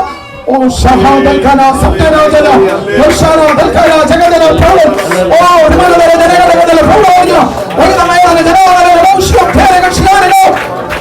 ആമേൻ. Praise the Lord. ഇതിനകത്ത് ആത്മാവിനോട് പറയുന്നു, ചില വിഷയങ്ങൾ നിങ്ങൾ കെട്ടഴിക്കരുത് കേട്ടോ. തമ്പുരാന്റെ കയ്യിലോട്ട് കൊടുക്കുക. തമ്പുരാൻ അത് തൊടും. സ്തോത്രം. നിങ്ങൾ മുറിച്ചാൽ മുറിയുന്നേ ഉള്ളൂ. ആർക്ക് തിന്നാനും പറ്റത്തില്ല, നിറയത്തുമില്ല, ബാക്കി വരുത്തുമില്ല. പക്ഷെ അതേ അപ്പം ആര് കൊടുത്തു? ശിഷ്യന്മാരോട്. കഴിഞ്ഞ 3 രാത്രിയിൽ കർത്താവ് എന്താ പ്രസംഗിച്ചത്? 3 രാത്രി കർത്താവ് പ്രസംഗിച്ചത്, നിങ്ങളുടെ പിതാക്കന്മാർക്ക് മഞ്ഞ കൊടുത്ത ഞാനാ. നിങ്ങളുടെ പിതാക്കന്മാർക്ക് 40 വർഷം ഈ മരുഭൂമിയിൽ ഞാനാ മന്ന കൊടുത്തത്. നിങ്ങളുടെ പിതാക്കന്മാർക്ക് നിങ്ങൾ ഇരിക്കുന്ന ഈ മരുഭൂമിയിൽ മന്ന പൊഴിച്ചു കൊടുത്തവരാ ഞാൻ. മനസ്സിലായോ? നിങ്ങൾ ഇരിക്കുന്ന ഇതേ മരുഭൂമിയിൽ കഴിഞ്ഞ 3 ദിവസം നിങ്ങൾ എന്നോട് കൂടാ. ഞാൻ നിങ്ങൾക്ക് ആഹാരം തരാതെ വിടുവോ? നിങ്ങളുടെ പിതാക്കന്മാർക്ക് ഓരോ ദിവസം മുടങ്ങാതെ മന്ന കൊടുത്ത ഞാൻ. അത് നിങ്ങൾക്കറിയാമല്ലോ. ഏത് പിതാക്കന്മാര്? 20 ലക്ഷം പേർക്ക് 40 വർഷം. ഒരു വലിയ സ്വത്രം വരണ്ടേ കേട്ടോ. 20 ലക്ഷം പേർക്ക് 40 വർഷം മന്ന കൊടുത്ത എന്നോടാ 20,000 പേരെന്ന്. പിന്നെ ആരും പറഞ്ഞു 5000 പുരുഷന്മാരും 5000 സ്ത്രീകളും നിത്യത്തിന് ശ്രമിക്കുന്ന കാലവശന് ഇങ്ങനത്തെ പ്രസംഗം ഇഷ്ടമല്ല. ഏതാ എല്ലാവരും 20,000 സ്ത്രീകൾ പറഞ്ഞു. അച്ഛൻ പറയുന്നത് ബൈബിൾ എത്ര പറഞ്ഞിട്ടുണ്ടോ അത്ര എന്ത് ചെയ്യും. അച്ഛനെ ചില കൃത്യത. അച്ഛനൊക്കെ പോയതാ ഇങ്ങനെ ഇരിക്കുന്നത്. സ്തോത്രം. 5000 പുരുഷന്മാർ എന്ന് പറഞ്ഞാല് 5000 അതിന്റെ കൂടെ വേറെ നീ എന്ത് ചെയ്യണ്ട, ഒപ്പിട്ട അഡീഷണലായിട്ട് കേട്ടണ്ട. കർത്താവ് ഒരു കൃത്യമായിട്ട് കാര്യം പറഞ്ഞിട്ടുണ്ട്, അത്ര മാത്രമേ ഉള്ളൂ. ഞങ്ങൾ നമ്മളത് 5000 പുരുഷന്മാർ, അധികം 5000 സ്ത്രീകൾ. 5000 സ്ത്രീകൾ 2 കുട്ടികൾ വെച്ച്. നിന്നോട് ആര് പറഞ്ഞു 2 കുട്ടികളുണ്ടെന്ന്? ബൈബിളിന്റെ പുറത്ത് നിങ്ങൾ കണക്ക് അന്വേഷിക്കണ്ടോ, അകത്ത് നിന്നാ മതി. കരങ്ങൾ ഉയർത്തി ദൈവത്തെ സ്തുതിച്ചാട്ടെ. എന്റെ വിഷയം എന്ന് പറഞ്ഞാല് കർത്താവ് ഏത് മരുഭൂമിയിലും അപ്പം കൊടുക്കാൻ കർത്താവിന് തമ്പുരാനും പറ്റും. ഏത് വിശപ്പ് മാറ്റാൻ ആർക്ക് പറ്റും? കർത്താവ് ഏത് അപ്പവും കർത്താവ് മുറിക്കും. പക്ഷെ കർത്താവ് മുറിച്ച് എല്ലാവരും തിന്നും തൃപ്തരായി എന്ത് ചെയ്തു? ബാക്കി വന്നു. ബാക്കി ചേർത്ത് പറഞ്ഞേ, ഒന്നുമില്ലാത്ത കാട്ടിൽ കർത്താവ് പറഞ്ഞ് 12 കൊട്ട കാട്ടിൽ വന്നു. എന്റെ ചിന്ത ഏതാ? നിങ്ങളുടെ ഓരോ അവിശ്വാസത്തിൽ നിങ്ങൾക്ക് ഓരോ അടിയുണ്ട്. കൂടുണ്ടോ? നിങ്ങൾ എന്തെല്ലാം ഈ മരുഭൂമിയിൽ അവിശ്വസിക്കുന്നു, അവിശ്വാസത്തിനെല്ലാം വെച്ചിട്ട് നിങ്ങൾ കൊണ്ടുപോകും. അത് അവിശ്വാസത്തിന് വെച്ചുകെട്ട് ഉപവാസത്തിൽ മാറത്തില്ല. നമ്മളെല്ലാം കുരുത്തക്കേട് കാണിച്ചിട്ട് ഉപവസിച്ച് കേട് മാറ്റാൻ നോക്കുക, നടക്കത്തില്ല.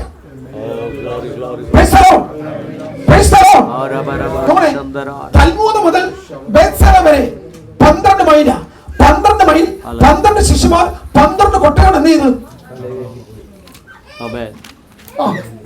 അങ്ങനെ മനസ്സിലായോ? 12 മൈൽ 12 ശിശുമാർ. എനിക്ക് അന്നും ഇന്നും അറിയത്തില്ല ഈ ബാക്കി വന്ന് അപ്പൊ എന്ത് ചെയ്തെന്ന് ഇല്ല. പത്രോസ് മനസ്സിലായി. പത്രോസ് ഫിലിപ്പോസ് പറഞ്ഞു, ഞാൻ വെറുതെ ഒരു അവിശ്വാസം പറഞ്ഞതാ എന്റെ തലയിൽ ഈ ഭാരം ഇരിക്കുന്നത്. ചില ഭാരമൊക്കെ തലയിൽ കയറ്റി വെച്ചേക്കുന്നത് തമ്പരാനല്ല, പിശാചുമല്ല. നിങ്ങൾ ഇന്നലെ കാണിച്ചു കൂടിയ വിനകളാ, നിങ്ങളുടെ തെറ്റായ തീരുമാനങ്ങളാ, നിങ്ങളുടെ വെളിപ്പാടില്ലായ്മയാ നിങ്ങളെ ഈ തലയിൽ ഭാരമൊക്കെ ചുമക്കുന്നത്. ലോകത്തിന് മുഴുവൻ വിശപ്പിനെ മാറ്റാൻ വന്ന തമ്പുരാന്റെ മുമ്പിലാ 5000 പുരുഷന്മാരോ അല്ലെങ്കിൽ 5000 സ്ത്രീകളോ 10,000 ജനത്തെ കുറിച്ച് പറയുന്നത്. ലോകത്തിന് മുഴുവൻ വിശപ്പിനെ മാറ്റുവാൻ അവൻ സ്വത്ര ഗോതമ്പുമണിയായവൻ, സ്വർഗത്തിൽ സൂക്ഷിച്ച് ഗോതമ്പുമണിയായവൻ, വേദനയിൽ ജനിച്ചു വളർന്നവൻ, വേദനയിൽ വിത്തായിത്തീർന്നവൻ, വേദനയിൽ കൊയ്ത്തായിത്തീർന്നവൻ, വേദനയിൽ പുറത്തു വന്ന കർത്താവാണോ ലോകത്തിന് മുഴുവൻ വിശപ്പ് മാറ്റുവാൻ യേശുവിന് കഴിയുമെങ്കിൽ ഞാൻ പറയാം, നിങ്ങളുടെ മരുഭൂമിയിൽ അത്ഭുതങ്ങൾ ചെയ്യുമ്പോൾ യേശുവിന് കഴിയും. ഇങ്ങനെ കർത്താവ് പത്രോസിനെ പഠിപ്പിച്ചത്. അതുകൊണ്ട് ഞാൻ കാര്യം പറയാം, ഒരു ദൈവദാസനെ മുന്നിൽ നിൽക്കുന്നതിനേക്കാളും എന്നോട് ദൈവത്തിൽ നമ്മൾ പറയുന്നത്, ഒരു ദൈവദാസനെ മുന്നിൽ നിൽക്കുന്നതിനേക്കാളും പ്രയാസമാണ് ഒരു ദൈവദാസനെ രണ്ടാമനായിട്ട് നിൽക്കാൻ. ഒന്നാമനായിട്ട് നിൽക്കാൻ ഇതിന് അഭിഷേകം വേണ്ട. എല്ലാ ദൈവദാസന്മാരെ കേൾക്കണം. ഒരാളുടെ മുന്നിൽ നമുക്കെല്ലാം മുന്നിൽ നിൽക്കാനും ഇഷ്ടമാണ്. പക്ഷെ രണ്ടാമനായിട്ട് നിൽക്കാൻ കൂടുതൽ എന്ത് വേണം? സമർപ്പണം വേണം, അച്ചടക്കം വേണം, ഒരു കാരണം നമുക്കെല്ലാം സ്വാഭാവികമായ ഒരു ത്വര അകത്തുണ്ട്. എനിക്കൂടെ ചാടി എന്ത് ചെയ്യണം? മലയാളിയാകുമ്പോൾ ഉണ്ടല്ലോ നമുക്ക് ഒരു തെല്ലലുണ്ടാവും കയറി അവിടെ ചെല്ലാന്, ഒന്നാമതെത്താന്. പക്ഷെ ഒന്നാമത് ഞാനിപ്പോഴും പറയാറുണ്ട്, ഒന്നാമത് നിൽക്കുന്നതിനേക്കാൾ കുറച്ച് കൂടുതൽ അഭിഷേകം വേണം രണ്ടാമത് നിൽക്കാൻ. എല്ലാം രണ്ടാമത് നിൽക്കുന്ന ദൈവദാസന്മാർക്കാണ് ഞാൻ ദൈവത്തെ സ്തുതിക്കുന്നു. യേശുവിൻ നാമത്തിൽ ഞാൻ പറയാം, പൗലോസിനെ ഒന്നാമനാക്കുവാൻ ഭർന്നബാസും ശമലും ആയിരുന്നു. പക്ഷെ കുറച്ച് കഴിഞ്ഞപ്പോൾ ഭർന്നബാസ് മനസ്സിലായി, എന്റെ വിളിയേക്കാളും വലിയ വിളി ആരുടെയാണ്? പൗലോസിന്റെ. ഭർന്നബാസ് പുറകോട്ട് മാറി, പൗലോസ് മുന്നോട്ട് പോയി.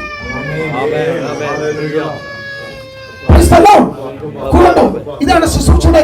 നിങ്ങളെ എവിടെ പൊസിഷൻ ദൈവം ആക്കിയിരിക്കുന്നു അവിടെ വിശ്വസ്തരായി തുടരുക. നിങ്ങൾ ഏത് സ്ഥാനത്ത് വിശ്വസ്തരായി ദൈവം നിൽക്കുവാൻ ദൈവം നിങ്ങളെ ഏൽപ്പിച്ചോ അവിടുന്ന് ദൈവം അടുത്ത തലത്തിലേക്ക് നിങ്ങളെ ഓപ്പറേറ്റ് ചെയ്യും. ഞാൻ എല്ലാ ലീഡേഴ്സും ഒരു ദൂത് പറയാം. എല്ലാ ലീഡേഴ്സും ഒരു ദൂത് ഇരിക്കുന്നവരെല്ലാം ലീഡർഷിപ്പിലേക്ക് ഉള്ളവരാ. എല്ലാ ലീഡർഷിപ്പിന്റെയും നേതൃത്വ നിരയെ കർത്താവ് ടെസ്റ്റ് ചെയ്യും. പറയട്ടെ, എന്താണ്? ഒരു വിശ്വാസ കണക്ക് കൊടുക്കുന്നതിനേക്കാൾ ഏറ്റവും കൂടുതൽ കണക്ക് ആര് കൊടുക്കണം? ആര് കൊടുക്കണം? അടുത്തൊരു കാര്യം പറഞ്ഞ് നിങ്ങൾ എന്റെ കൂടെ നിൽക്കണം. വിശ്വാസി ഏത് തെറ്റ് ചെയ്താലും ആരും ക്ഷമിക്കും. നേതാവിന്റെ നേതൃത്വത്തിന്റെ ക്ഷമിക്കുന്നതല്ല ഞാൻ പറഞ്ഞുതരാം. വിശ്വാസിയുടെ നിയോഗവും വിളിയും ദൈവിക പദ്ധതിയിൽ ദൈവം തെരഞ്ഞെടുത്ത വ്യക്തിയാണെങ്കിൽ തെറ്റ് വരും, സംഭവിക്കും, കർത്താവ് ക്ഷമിക്കും. പക്ഷെ നയിക്കുന്നവരുടെ തലവന്മാരുടെ നേതൃത്വത്തിന്റെ തെറ്റുകൾ ദൈവം ക്ഷമിക്കത്തില്ല. എന്താ പക്ഷേ ഇതൊക്കെ തെളിവുണ്ടല്ലോ. തെളിവല്ല എന്താ ഞാൻ പറയുന്നത്? അവിടെ ഞാൻ പറയാം, പെട്ടെന്ന് ഒരാള് ധൃതി പെട്ട് ചാടി കയറി ഇതിലിട്ട് 1ാം സ്ഥാനത്ത്. നിങ്ങൾ പറയുമ്പോൾ ഏറ്റവും ശക്തമായ നേതാവാണ് മോശ. മോശ പോലെ ലീഡർഷിപ്പ് ഞാൻ കണ്ടിട്ടില്ല. ഭയങ്കര ശക്തവും വലിയൊരു ജനക്കൂട്ടത്തെ, മോശ പോലെ ഇത്രയും വലിയ ജനക്കൂട്ടത്തെ നയിച്ച ഒരാള്. പക്ഷേ ജനം വെള്ളം കുടിച്ചു, ജനം മണ്ണ് നിന്നു, ജനം അത് കണ്ടു, അത്ഭുതം കണ്ടു. ഏറ്റവും അവസാനം ദൈവിക പദ്ധതിയിൽ കനാനെത്തുന്ന മോശ ഒറ്റ കാര്യത്തിനകത്ത് നേതൃത്വത്തിന് ഒറ്റ പിശക് മോശ ഔട്ടായി പോയി. നിങ്ങൾ കൂടെ നിൽക്കുന്നു. കൽപ്പന എറിഞ്ഞു പൊട്ടിച്ച് അല്ലെങ്കിൽ ദൈവം എഴുതി കൊടുത്ത പ്രമാണം അടിച്ചു തകർത്തു. ദൈവം ക്ഷമിച്ചു. വീണ്ടും ചെത്തിക്കൊണ്ട് വരാൻ പറഞ്ഞു, എഴുതി തരാൻ പറഞ്ഞു. ദൈവം ചെത്തി ഉണ്ടാക്കി എഴുതി കൊടുത്ത കൽപ്പനകൾ ദേഷ്യം എന്ത് ചെയ്തു? പൊട്ടിച്ചു. കയറി വരാൻ പറഞ്ഞു, വീണ്ടും എഴുതി തരാൻ പറഞ്ഞു. പക്ഷെ ഒരു പ്രാവശ്യം ദൈവം മോശനെ പറഞ്ഞു, പറ ഇനി കൽപ്പിച്ചാൽ മതി, അടിക്കരുതെന്ന് പറഞ്ഞു. ദൈവം പറഞ്ഞത് വേറെ, മോശം ചെയ്യുന്നത് വേറെ. മോശം ശരിയായ കാര്യം തെറ്റായ രീതി ചെയ്തപ്പോൾ എന്ത് വന്നു? കൂടുതലേ മോശം ശരിയായ കാര്യം തെറ്റായ രീതി ചെയ്തപ്പോഴും എന്ത് വന്നു? വിടുതൽ നടന്നു, അത്ഭുതങ്ങൾ സംഭവിച്ചു, ജനം വെള്ളം കുടിച്ചു. ജനത്തിൽ എപ്പോഴും വെള്ളം കുടിച്ചാൽ മതി. ഞാൻ കാര്യം പറയാം, എല്ലാ ദേവദാസന്മാരും പറയാം. അടുത്ത ദിവസം ഓർഡിനേഷന്റെ ഒക്കെ മിനിസ്റ്റർ ഉണ്ടല്ലോ, എല്ലാ ദേവദാസന്മാരോട് പറയാം, ജനത്തിന്റെ പ്രഷർ, ജനത്തിന്റെ നിർബന്ധം, ജനത്തിന്റെ ഇൻഫ്ലുവൻസ് കാരണം നിങ്ങൾ കയറി ശുശ്രൂഷിക്കരുത്. ജനം ഇന്നിങ്ങനെ പറയും, നാളെ അങ്ങനെയും പറയും. കൂടുണ്ടോ? ജനത്തിന്റെ പ്രഷർ, ജനത്തിന്റെ പ്രിയ പ്രഷർ, ജനം നൽകുന്ന ഇൻഫ്ലുവൻസ്, ജനം നൽകുന്ന നിർബന്ധം, ജനം നൽകുന്ന ഭാരം അനുസരിച്ച് നിങ്ങൾ ശുശ്രൂഷിച്ചാൽ നിങ്ങൾ ഒരു മോശം കനാനിൽ എത്തത്തില്ല. നിങ്ങൾ സംഖ്യാപുസ്തകം വായിക്കണം. സംഖ്യാപുസ്തകത്തിനകത്ത് 10-11 പ്രാവശ്യം എഴുതി വെച്ചേക്കോ, നീ എല്ലാവരും കാണേ എന്നെ ശുദ്ധീകരിക്കാനുണ്ട്, നീ എല്ലാവരും കാണേ എന്നെ ശുദ്ധീകരിക്കാനുണ്ട്, നീ കനാനും കടക്കത്തില്ലെന്ന്. തുടങ്ങിയപ്പോൾ പറഞ്ഞു നീ കനാനിൽ കൊണ്ടെത്തിക്കുമെന്ന്. ഏറ്റവും അവസാനം നേതൃത്വത്തോട് കർത്താവ് വാക്ക് മാറ്റി പറഞ്ഞു, നീ കയറത്തില്ലെന്ന്. കടക്കുമെന്ന് പറഞ്ഞ കർത്താവ് തന്നെ പറഞ്ഞു, മോശം പറഞ്ഞു, നീ ചെയ്തില്ല, കയറത്തില്ലെന്ന്. എന്താ സംഭവിച്ചത്? എല്ലാവരും കാണേ ഇതൊരു ശുദ്ധീകരണമായിരുന്നു. മോശം കൽപ്പിക്കേണ്ടതായിരുന്നു. ആ സമയത്ത് ശുശ്രൂഷ എന്ന് പറയുന്നത് പരിചയത്തിൽ ചെയ്യുന്നതല്ല കേട്ടോ. എല്ലാ ശുശ്രൂഷമാരും വിശ്വാസം പറയാം. ശുശ്രൂഷ പറഞ്ഞു, ഇന്നലെ എനിക്കറിയാം, ഇന്നലെ ഞാൻ പ്രസംഗിച്ചു, ഇന്നലെ അങ്ങനെ ചെയ്തു, ഇന്നലെ കൈവച്ചു, ഇന്നലെ അന്യഭാഷ പറഞ്ഞു, അതുപോലെ ഇന്ന് കാണിക്കുന്നത് എന്തല്ല ശുശ്രൂഷ. ഓരോ സമയവും കേട്ട് കർത്താവ് ചെയ്യണം. ഓരോ സമയം കേട്ട് ആരും ചെയ്യണം. അങ്ങനെയാണ് ശുശ്രൂഷമാർ നിങ്ങൾ ചെയ്യുന്നത്. ഓരോ നിമിഷം ഓരോ വെളിപ്പാട് ആര് തരും? ഇന്നലെ അടിക്കാനായിരുന്നു വെളിപ്പാട്, ഇന്നെന്താണ്? ഇന്ന് അടിക്കണ്ട, ഇനിയും മുറിക്കാൻ പറയണ്ട, ഇനി ഒരു പാറ തകർക്കപ്പെട്ടു, ഇനി കൂടുതൽ അടിക്കണ്ട. പക്ഷെ ശരിയായ കാര്യം മോശം തെറ്റായിട്ട് രീതി ചെയ്തിട്ട് എന്ത് വന്നു? ജനം വെള്ളം കുടിച്ചു. ജനം വന്നു, ഇന്ന് വെള്ളം മതി, ജനത്തിന്റെ ആവശ്യം നിറവേറിയാൽ മതി. പക്ഷെ മോശം ഔട്ടായി പോയി.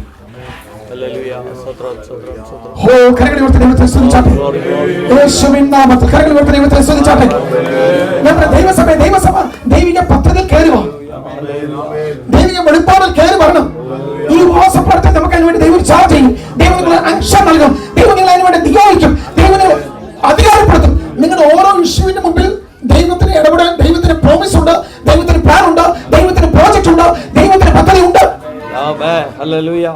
നിങ്ങൾക്കറിയാലോ, അബ്രഹാം വീട്ടിൽ നിസ്സാഖനെ വിളിച്ചോണ്ട് വന്നപ്പോൾ, അബ്രഹാം വീട്ടിൽ നിസ്സാഖനെ ഏകമകനെ യാഗമാക്കാൻ വിളിച്ചോണ്ട് വന്നപ്പോൾ വീട്ടിൽ വെച്ച് ദൈവത്തിന്റെ ആത്മാവ് അബ്രഹാമിന് പറഞ്ഞത്, നിന്റെ ഏകജാതനെ മോറിയ മലയിൽ കൊണ്ടുപോയിട്ട് യാഗമാക്കാനാ പറഞ്ഞത്. മോറിയ മലയിൽ കൊണ്ടുപോയി യാഗമാക്കുവാൻ വീട്ടിൽ വെച്ച് പറഞ്ഞ വെളിപ്പോൾ. പക്ഷെ 3 ദിവസത്തെ വഴികളുണ്ട്, 72 മണിക്കൂർ യാത്രയുണ്ട്. ഈ മല കയറണം. മല കയറി മലയുടെ കൊടുമുടിയിൽ ചെന്നപ്പോൾ തമ്പുരാൻ ദൂത് മാറ്റി. ഞാൻ ചോദിച്ചോട്ടെ, ഇന്നലത്തെ വെളിപ്പാടിൽ ഇന്ന് അബ്രഹാം നിന്നാല് സൗദി ഭരിക്കാക്കണേ. ലിസൺ, അബ്രഹാം 3 ദിവസത്തെ പുറകത്തെ വെളിപ്പാടിൽ ഇന്ന് നിന്നാല് സഭയുടെ കാര്യം ചോദിക്കുവാ, സഭയുടെ ഇന്നത്തെ വെളിപ്പാടെന്താ? ഈ ജനത്തെ നയിക്കുന്ന വെളിപ്പാട് നിങ്ങളുടെ ഏതാ? സ്തോത്രം. നമ്മുടെ വെളിപ്പാട് സഭയെ മഹത്വത്തിലേക്ക് നയിക്കുക. എങ്ങോട്ട് നയിക്കുന്നത്? കനാനിലേക്ക് നയിക്കുക. പുതുനിയമത്തിലെ കനാൻ ഏതാ? പുതുനിയമത്തിലെ കനാൻ എന്ന് പറഞ്ഞാൽ ഇവിടുത്തെ UK ഏതെങ്കിലും സ്ഥലമല്ല, അമേരിക്കയിൽ ഏതെങ്കിലും മഞ്ഞു പെയ്യുന്ന ദേശമല്ല,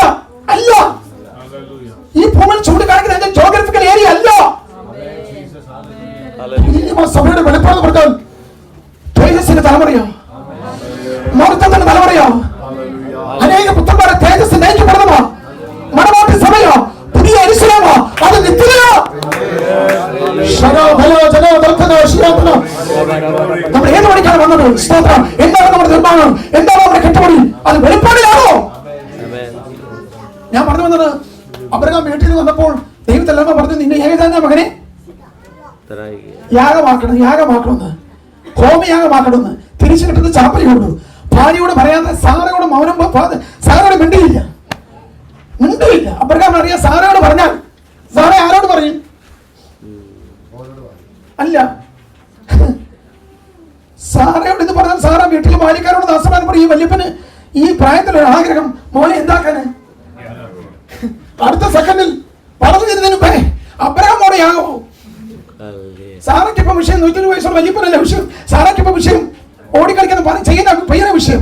അബ്രഹാമിന്റെ കാര്യം അറിയാം, സാറോട് പറഞ്ഞ ഒന്നും നടക്കത്തില്ലെന്ന് അറിയാം. സാറോട് മൗനമായി നിന്നു. മോനയുടെ കയറ്റം കയറിയപ്പോൾ ബാല്യക്കാരൻ ദാസന്മാരും ചോദിച്ചു, ഇത് എന്ത് ഇങ്ങനെ പോകുന്നതിന് കാര്യം എങ്ങനെ ഒന്നും മനസ്സിലാവുന്നില്ലല്ലോ. അവരോട് പറഞ്ഞു, നിങ്ങളുടെ വിളി ഇവിടം വരെ ഉള്ളൂ, നിങ്ങൾ ഇവിടെ ഇരിക്കാൻ പറഞ്ഞു. നിങ്ങളുടെ വിളി അങ്ങോട്ടുള്ള വിളിയിൽ ആരില്ല. നിങ്ങളുടെ യഥാർത്ഥ ദൈവിക പദ്ധതിയിൽ ദൈവികതമില്ലാത്തവനെയും ദൈവിക പദ്ധതി പെടാത്തവനെയും നിങ്ങളുടെ വീട്ടുകാരനെ അളിയനെയും പുളിയെയും ഇതിനകത്ത് പിടിച്ച് കയറ്റരുത്. നിങ്ങളെ പിടിച്ച് പിടിക്കാത്തത് നിങ്ങൾ മാത്രമേ ഉള്ളൂ. രാമേ പറഞ്ഞേ, ബാല്യക്കാരും ദാസന്മാരെ ഇരുത്തേണ്ടത് ആരെയിരുത്തി? ഇരുത്തേണ്ട കർത്താവ് അബ്രഹാം പറഞ്ഞു, നിങ്ങൾ ഇവിടെ ഇരിക്കാൻ പറഞ്ഞു. ഞങ്ങൾ അങ്ങോട്ട് പോകുന്നത് ഞങ്ങൾ രണ്ടുപേരാ, തിരിച്ചു വരുന്നത് രണ്ടുപേരാണ്. ഒരു കൈയടിച്ച് സ്തോത്രം പറയേണ്ടതില്ലേ? അങ്ങോട്ട് പോകുമ്പോൾ ഞങ്ങൾ രണ്ടുപേര് കാണും. അതെങ്ങനെ? ദാസന്മാരുടെയും ബാല്യക്കാരോട് എന്ത് പറഞ്ഞു? വിശ്വാസം പറഞ്ഞു. സാറയോട് മിണ്ടിയില്ല. സാറ വിശ്വാസ മണ്ഡലത്തിലും വെളിപ്പാട് മണ്ഡലത്തിലും അല്ല ആര് നിൽക്കുന്നത്? സാറ നിൽക്കുന്നു, ഒന്നും മിണ്ടിയില്ല. അവിടെ 3 ദിവസത്തെ വഴിദൂരം ഈ ചെറുക്കനെ പിടിച്ചിട്ട് പോകുമ്പോൾ സാറോട് ഒരു വാക്ക് പറയണ്ടായിരുന്നു. അബ്രഹാം പറഞ്ഞ സാറോട് പറഞ്ഞാൽ ദൈവിക പദ്ധതി ദൈവത്തെ പ്രസാദിപ്പിക്കാൻ കഴിയത്തില്ല. പക്ഷെ ബാല്യക്കാരോട് ദാസന്മാരുടെയും മൗനമായി നിന്നിട്ട് പറഞ്ഞു, നിങ്ങൾ ഇവിടെ ഇരിക്കാൻ പറഞ്ഞു. അടുത്ത ഹൈറ്റിലേക്ക് കയറാനുള്ള വിളി നിങ്ങൾക്കില്ല. ഞാനും ബാലനും അത്രത്തോളം പോയി ആരാധന കഴിച്ച് മടങ്ങി വന്നു കേട്ടോ. എനിക്ക് അബ്രഹാമിനോട് ചെറിയ ദേഷ്യമുണ്ട്. ആ കഴുതയെങ്കിലും കൊണ്ടുപോകേണ്ടിയായിരുന്നു. കാരണം കഴുത എന്ന് പറഞ്ഞാൽ യാഗത്തിനകത്ത് ഉൾപ്പെടുത്തിയല്ല, ഭാരം ചുമക്കാനുള്ളതാ. ഈ യാഗമായി തീരേണ്ട, ചാമ്പലായി തീരേണ്ട, ഈ ഇവിടെ കൊന്ന രക്തം ഈ ഇവിടെ യാഗത്തിൽ ഒഴുകേണ്ട ഈ പയ്യനെ കൊണ്ട് ഈ ചുവടടിപ്പിച്ചു. ഈ അതും അബ്രഹാം ചുവട് ചുമക്കിയില്ല, യാഗമായി തീരേണ്ട ചെറുക്കന്റെ തലയിൽ ഇതെടുത്ത് വെച്ചു. കർത്താവ്, ഞാൻ ഇത് വേദനയായിട്ട് കർത്താവിനോട് പറഞ്ഞു, ഇല്ലടാ, ഞാൻ അറിയാത്ത ഒരു ഭാരവും ആരുടെ തലയിലില്ല, ഇസ്ഹാക്കിന്റെ തലയിലില്ല. നമ്മളിപ്പോ പിള്ളേരെ വളർത്തുന്നതിന്റെ കൂട്ടല്ല ഇസ്ഹാക്ക് പിള്ളേരെ വളർത്തിയത്. നമ്മുടെ വിഷയം പറഞ്ഞാല് നമ്മളനുഭവിച്ച ഒരു വേദന ആരറിയരുത്. നമ്മളനുഭവിച്ച ഒരു വേദന, എന്റെ മാതാപിതാക്കളെ നിങ്ങൾ തോറ്റുപോയി. നിങ്ങളുടെ മുമ്പിൽ നിങ്ങളുടെ മക്കളുടെ മുന്നിൽ നിങ്ങൾ തോറ്റു കൊടുക്കുക. നിങ്ങൾ അനുഭവിച്ച എല്ലാ വേദനകളും, എല്ലാ സാക്രിഫൈസും, എല്ലാ വേർപ്പും, എല്ലാ പ്രയാസവും, എല്ലാ കഷ്ടത ആരറിയണം? അങ്ങനെ അറിയാതെ ഒരു തലമുറയെ വളർത്തിക്കൊണ്ടാ തലമുറ ഇങ്ങനെ കീഴ്ക്കോട്ട് പോകുന്നത്. എല്ലാ മരവും 6 നില എടുത്തു വെച്ചു. ഇസ്ഹാക്കിന്റെ തലയിൽ അബ്രഹാം ഫ്രീ ആയിട്ട് നിൽക്കുവോ? അത് വേറൊരു പ്രോട്ടോടൈപ്പ് നിഴല. ഏത് നിഴല്? ഈ മലയുടെ ഈ അടിവാരത്തിൽ കൂടി വേണം നാളെ വേറൊരു ഏകജാതം കയറി വരാന്. ആർക്കും മനസ്സിലാവുന്നില്ലേ? ഒരു ഏകജാതനെ കൊണ്ട് കയറ്റിക്കൊണ്ട് പോവാ. അതേ സ്ഥലത്ത് ഇനി വേറൊരു ഏകജാതം വരേണ്ടതാ. ഇന്ന് ഈ വിറകെടുത്ത് കൊടുത്തെങ്കിൽ നാളെ വേറൊരു വലിയ മരം കീറി കുരിശാക്കി അവൻ വേറൊരു ഏകജാതൻ ഇതേ വഴി തിരിച്ചു വരേണ്ടതാ. കുറച്ച് കയറ്റം കയറിയപ്പോൾ ചെറുക്കൻ ചോദിച്ചു, അപ്പ കത്തിയുണ്ട്, വിറകുണ്ട്. നമ്മുടെ പിള്ളേർ വരുന്നതിന് മുമ്പ് വൈഫൈ ഉണ്ടോ, ബർഗറുണ്ടോ, കഴിക്കാൻ എന്തോ ഉണ്ടെന്നാ ചോദിക്കുന്നത്. അങ്ങനെയല്ല അറിയിച്ചത്. കത്തിയുണ്ട്, വിറകുണ്ട്. ഞാൻ കാര്യം പറയാം, തലമുറ പൊക്കാൻ ഒരു വെളിപ്പാട് പറയാം. തലമുറയെ പൊക്കാൻ തിരിയും കത്തി കയ്യിലുണ്ടെങ്കിൽ നിന്റെ തലമുറ രക്ഷപ്പെടും. ഇന്നത്തെ സഭയ്ക്ക് പറ്റിയ ഏറ്റവും വലിയ പരാജയം തിരിയും പോയി, കത്തിയും പോയി. സ്തോത്രം. കത്തി മോചനം എന്ന ആത്മാവിന്റെ വാള്. സ്തോത്രം. നിന്റെ തലമുറ കൊടുക്കേണ്ടതോ, നാവിൽ കൊടുക്കേണ്ടതോ, അതിർത്ത് കൊടുക്കേണ്ടതോ, ഉള്ളിലേക്ക് കൊടുക്കണോ, അതിന് കൊടുക്ക്. മോചനം കൊടുക്കുന്ന ഒരു തലമുറയിൽ നഷ്ടപ്പെട്ടു പോകത്തില്ലെന്ന് ആത്മാവ് വിളിച്ച് പറയുന്ന സ്തോത്രം. വചനത്തിന് കത്തനാണ് തലമുറയ്ക്ക് ആവശ്യം. തലമുറയ്ക്ക് സ്തോത്രം. വചനത്തിൽ കത്തട്ടെ. വചനത്തിൽ സന്തോഷിക്കുന്ന ഒരു തലമുറ ഉണ്ടാകട്ടെ.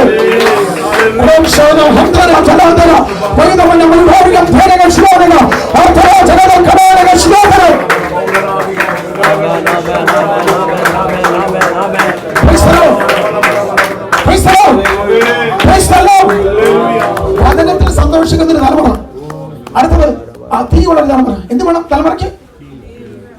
മറ്റൊന്നും വേണ്ട. ഇപ്പം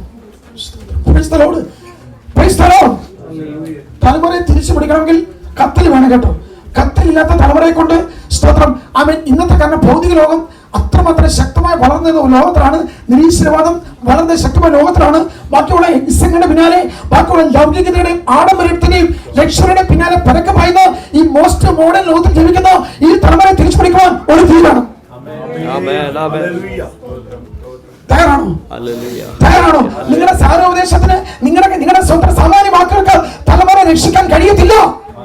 സ്തോത്രം. അപ്പച്ചൻ പറഞ്ഞ പണ്ടത്തെ കാര്യങ്ങൾക്ക് തലമുറ വിടുവിക്കാൻ കഴിയത്തില്ല. നിങ്ങളുടെ പഴകിയ തിയോളജിക്ക് തലമുറയെ നേടാൻ കഴിയത്തില്ല. തലമുറയെ നേടണമെങ്കിൽ സ്തോത്രം അത്യാധുനികമായ ഈ ബുദ്ധിയുടെ സാമർത്ഥ്യം തലമുറ നേടണമെങ്കിൽ അകത്ത് തീരാണ്, മോചനം വേണം. സ്തോത്രം. ഇസ്ഹാക്ക് അപ്പനോട് ചോദിച്ചു, എല്ലാം ഉണ്ട്, യാഗവസ്തു എന്തെന്ന്. യഥാർത്ഥത്തിൽ ഈ മകനോട് പറയേണ്ടത് യാഗവസ്തു നീ എന്നാ പറയേണ്ടത്, പക്ഷെ പറഞ്ഞില്ല. ഒരു സ്തോത്രം. ഒറ്റക്കാര്യം നിങ്ങൾക്ക് കള്ളം പറഞ്ഞതിനെ കുറിച്ച് പറഞ്ഞത്, കള്ളം പറയാൻ പറയാൻ പറ്റുന്നില്ല. അപ്പോൾ ഞാൻ കള്ളം പറയാതെ ഒരു സത്യവും പറഞ്ഞു. ഏതാ സത്യം? യാഗവസ്തു നമ്മുടെ വിഷയമല്ല, യാഗവസ്തു ആണ് വിഷയമോ. നിങ്ങൾക്ക് തലമുറയോട് മറുപടി പറയാൻ പറ്റാത്ത വിഷയം വരുമ്പോൾ നിങ്ങൾ ദൈവത്തിലേക്ക് വിട്ടുപോകും. തമ്പുരാൻ ബാക്കി ചെയ്തോളൂ, തമ്പുരാൻ ബാക്കി ചെയ്തോളൂ. സ്തോത്രം. എല്ലാ തലമുറയുടെ ചോദ്യങ്ങൾക്കും നമുക്ക് മറുപടി പറയാൻ പറ്റത്തില്ല. തലമുറ ചോദിക്കുന്ന എല്ലാ ചോദ്യങ്ങൾക്കും നമുക്ക് ഉത്തരവില്ല. തലമുറയുടെ എല്ലാ സ്തോത്ര നിർബന്ധ ബുദ്ധിക്കും പറയാൻ നമുക്ക് ആൻസറില്ല. പക്ഷെ കാര്യമില്ല, ആ സമയത്ത് നിങ്ങളുടെ തലമുറയെ ദൈവത്തെ പരിചയപ്പെടുത്തണം. ആ സമയത്ത് നിങ്ങളുടെ തലമുറയെ ദൈവത്തെ കുറിച്ച് പറയണം. ഇസ്ഹാക്ക് ദൈവത്തെ കുറിച്ച്, അബ്രഹാം ഇസ്ഹാക്കിനോട് ദൈവത്തെ കുറിച്ച് പറഞ്ഞു. അത് നമ്മുടെ വിഷയമല്ല, അത് ആരും നോക്കിക്കോളും. അങ്ങനെ എനിക്കൊരു ചിന്തയുണ്ട് കേട്ടോ.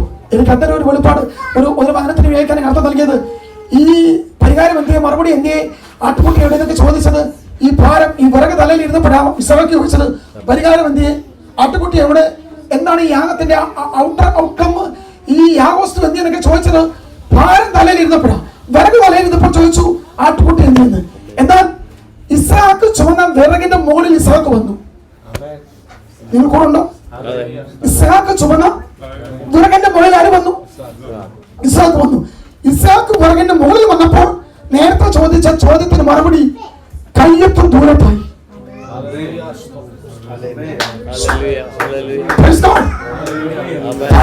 ചോദിച്ചത് ആട്ടുകുട്ടി എന്തിയെ, പരിഹാരം എന്തിയെ, കുഞ്ഞാട് എന്തിയെ, എന്താണ് ദൈവത്തിന്റെ പദ്ധതി എന്തിയെന്ന് ചോദിച്ചു. പക്ഷെ വിറകിന്റെ മുകളിൽ ഇസ്ഹാക്ക് വന്നപ്പോൾ നേരത്തെ ചോദിച്ച ചോദ്യത്തിന് പോവഴി, പരിഹാരം, ദൈവിക പദ്ധതി, ആൻസർ, എല്ലാത്തിനും ഉത്തരം കയ്യെത്തും ദൂരത്ത്. ഈ ദിവസത്തിലെ ഈ സഭാ നിമിഷങ്ങളിൽ ദൈവം നിങ്ങൾ പറയുന്നു, നിങ്ങളുടെ വലിയ ചോദ്യങ്ങൾക്ക് മറുപടി കയ്യെത്തും ദൂരത്ത് എത്തിക്കുന്നു. കയ്യെത്തും ദൂരത്ത് നിങ്ങൾ ചോദിക്കുന്ന വിഷയത്തിന് മറുപടി കയ്യെത്തും ദൂരത്ത്, നിങ്ങൾ ആഗ്രഹിക്കുന്ന പ്രതീക്ഷിക്കുന്ന വിഷയങ്ങൾക്ക് മറുപടി കയ്യെത്തും ദൂരത്ത്. പറയുന്നു കയ്യെത്തും ദൂരത്ത്, കയ്യെത്തും ദൂരത്ത്, കയ്യെത്തും ദൂരത്ത്.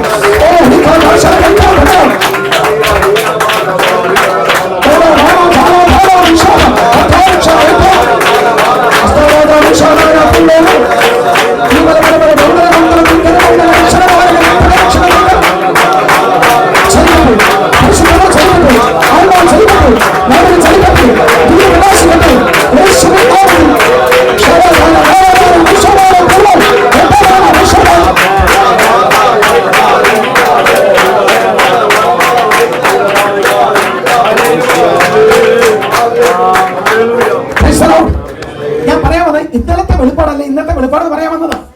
ഇന്നലത്തെ വെളിപ്പാടല്ല, ഇന്നലത്തെ വെളിപ്പാട് മകനെ യാഗമാക്കുക. മോറിയമല ചെന്ന് ഈ ചെറുക്കനെ പിടിച്ചവിടെ കിടത്തിയപ്പോൾ വെളിപ്പാട് ആര് മാറ്റി? ആര് മാറ്റി? വീട്ടിൽ വെച്ച് വെളിപ്പാട് എന്താ? യാഗമാക്കുക. അവിടെ യാഗമോട് ഒരുക്കി, വിറകടുക്കി, വിറകിന് പുറത്ത് ഇസ്ഹാക്കിനെ കയറ്റി കിടത്തിയപ്പോൾ ഇന്നലെ വെളിപ്പാട് പറഞ്ഞ തമ്പുരാൻ വെളിപ്പാടൊക്കെ മാറ്റി. ഞാൻ ചോദിക്കട്ടെ, അബ്രഹാം ഇന്നലത്തെ വെളിപ്പാടല്ല ഇന്ന് ജീവിക്കുന്നെങ്കിൽ ഇന്ന് സംഭവിക്കുന്നറിയാവോ? ചെറുക്കന്റെ കഴുത്തിൽ കത്തി കയറി. അബ്രഹാം ഇന്നലത്തെ വെളിപ്പാടല്ല ഇന്നും ജീവിക്കുന്നെങ്കിൽ, ഇന്ന് ദൈവശബ്ദം കേൾക്കുന്ന അബ്രഹാം അല്ലെങ്കിൽ കത്തി എടുത്ത് ആറ് കഴുത്തി വെക്കും. ഇന്നെന്താ ആത്മലോകത്ത് സംഭവിച്ചറിയോ? നാളെ വളർന്നു വരുന്ന അനേക ഏകജാതന്മാരെ, അനേക ഇസ്ഹാക്കന്മാരെ വെളിപ്പാടില്ലാത്ത നേതൃത്വം കത്തി എടുത്ത് കുത്തുവോ? അപ്പൊ അതൊക്കെ ചിന്തിച്ചാൽ മതി. സ്തോത്രം. അടുത്ത തലമുറ വരുന്നില്ലല്ലോ, കണ്ടോ? നമ്മളെടുത്ത ബൈബിൾ അടുത്ത തലമുറയ്ക്ക് വേണ്ടാലോ. സ്തോത്രം. 90, 2000 ഞങ്ങളൊക്കെ ഹൈസ്കൂളിൽ പഠിച്ച ആ ഒരു 80 കാലത്തിന് 80 മുതൽ 90 ആ സമയത്തൊക്കെ ഇത്രയും ഈ സാമ്പത്തിക ഘടന മെച്ചമില്ലായിരുന്നു, ഇത്രയും വിദേശ വരുമാനങ്ങളില്ലായിരുന്നു, ഇത്രയും സപ്പോർട്ടില്ലായിരുന്നു, സ്പോൺസേഴ്സ് ഇല്ലായിരുന്നു. ഒന്നുമില്ലാത്ത കാലഘട്ടത്തിൽ കുത്തൊഴുക്കാം കർത്താവ് വേലയ്ക്ക് വേണ്ടി. ഞാനൊരു പ്രസ്ഥാനത്തിന്റെ പേര് പറയാം. ഒരു പ്രസ്ഥാനത്തിന്റെ സംസ്ഥാന ക്യാമ്പിന് പ്രസംഗിക്കാൻ പോയി. പണ്ടൊക്കെ ആ പ്രസ്ഥാനത്തിന്റെ സംസ്ഥാന ക്യാമ്പിന് 1000 പേരാ വരുന്നത്. ചെന്നപ്പോൾ രാത്രിയോ എങ്ങോട്ട് പോലും 200 കസേര തികയുന്നില്ല. ഇല്ല, 150 പേര് രജിസ്റ്റർ ചെയ്തിട്ടില്ല. നമ്മുടെ കുട്ടികൾ വേണ്ട വേണ്ട, സൺഡേ സ്കൂൾ ഇല്ല, കുട്ടികൾക്ക് ആരാധനയുടെ പരിചയമില്ല, ബന്ധമില്ല. ആത്മീയ ജനനം നിലച്ചു പോയി. സമൂഹം എഴുന്നേൽക്കുന്നില്ല. ആ സമൂഹം എഴുന്നേൽക്കത്തില്ല. എന്താ ഹന്ന സഭയ്ക്കില്ല? നമ്മളിന്ന് നിലവിളിക്കുന്ന സമൂഹം എന്ത് ചെയ്യുന്ന? എന്റെ ചോദ്യം സമൂഹം എന്ത് ചെയ്യുന്നല്ല, ദൈവത്തിന്റെ ഹന്ന എന്ത് ചെയ്യുന്ന? കരയുന്ന ഹന്നയ്ക്ക് പ്രവചിക്കുന്ന സമൂഹം ഉണ്ടാവും.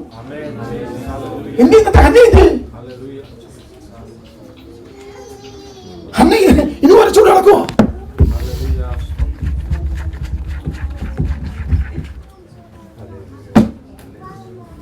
എന്ത് ഹന്ന? എല്ലാം ചോദിക്കുന്ന സമൂഹം എന്ത്? ദൈവത്തിന്റെ സമൂഹം എന്ത്? ദൈവത്തിന്റെ ഹന്ന എന്ത്?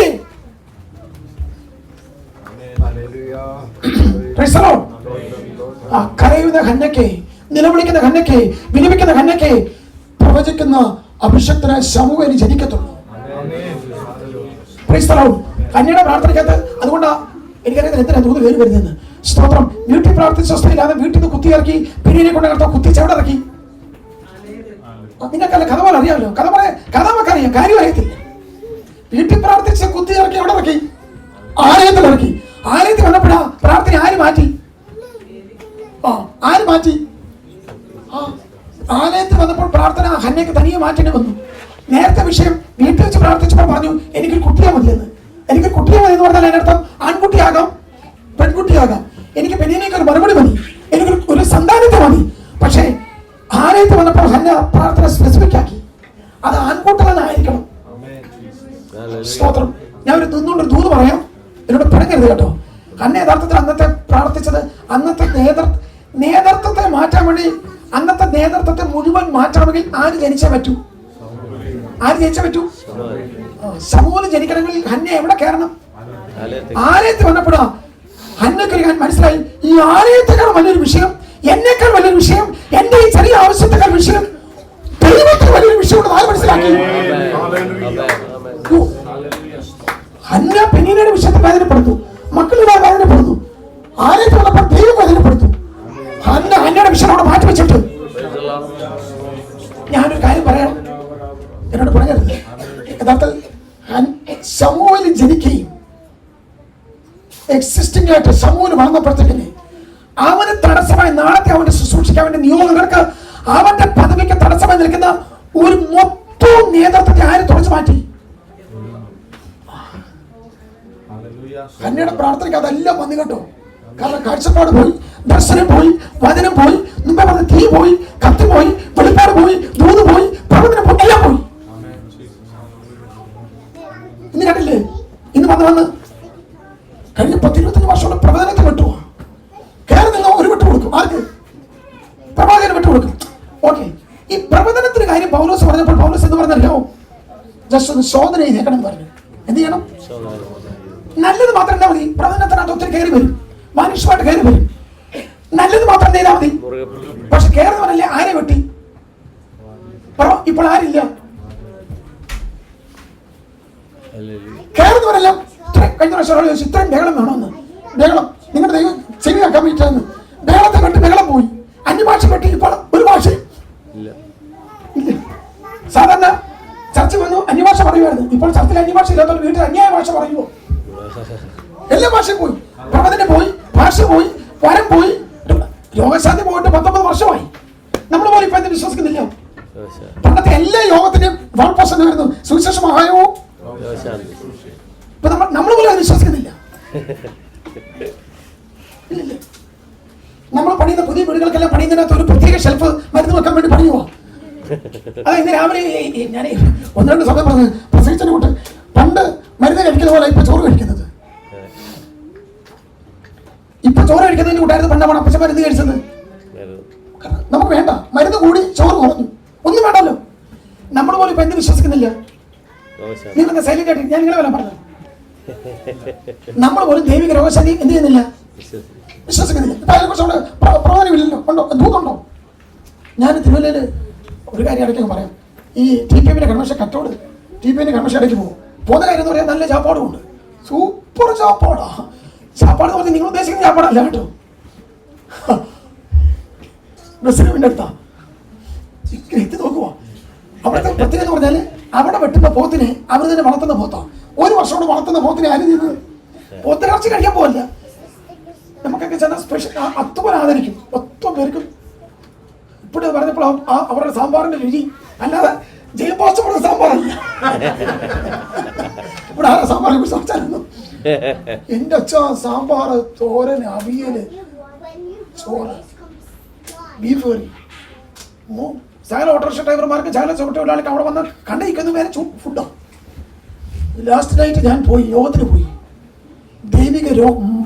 ദൈവിക രോഗശാന്തി എന്ന നിത്യയുടെ മർമ്മം, രോഗശാന്തി എന്ന് പോലെ തുടങ്ങിയെന്ന് ഒരു പ്രസംഗം പ്രസംഗിച്ച്, എൻ്റെ ദൈവമേ, നമ്മുടെ ഒരു 10 ജനറൽ കൺവെൻഷൻ ഒന്നിച്ച് പ്രസംഗിച്ചാൽ പ്രസംഗം മൊത്തം കേട്ടാലും അതിന്റെ കോടിയിലെത്തത്തില്ല.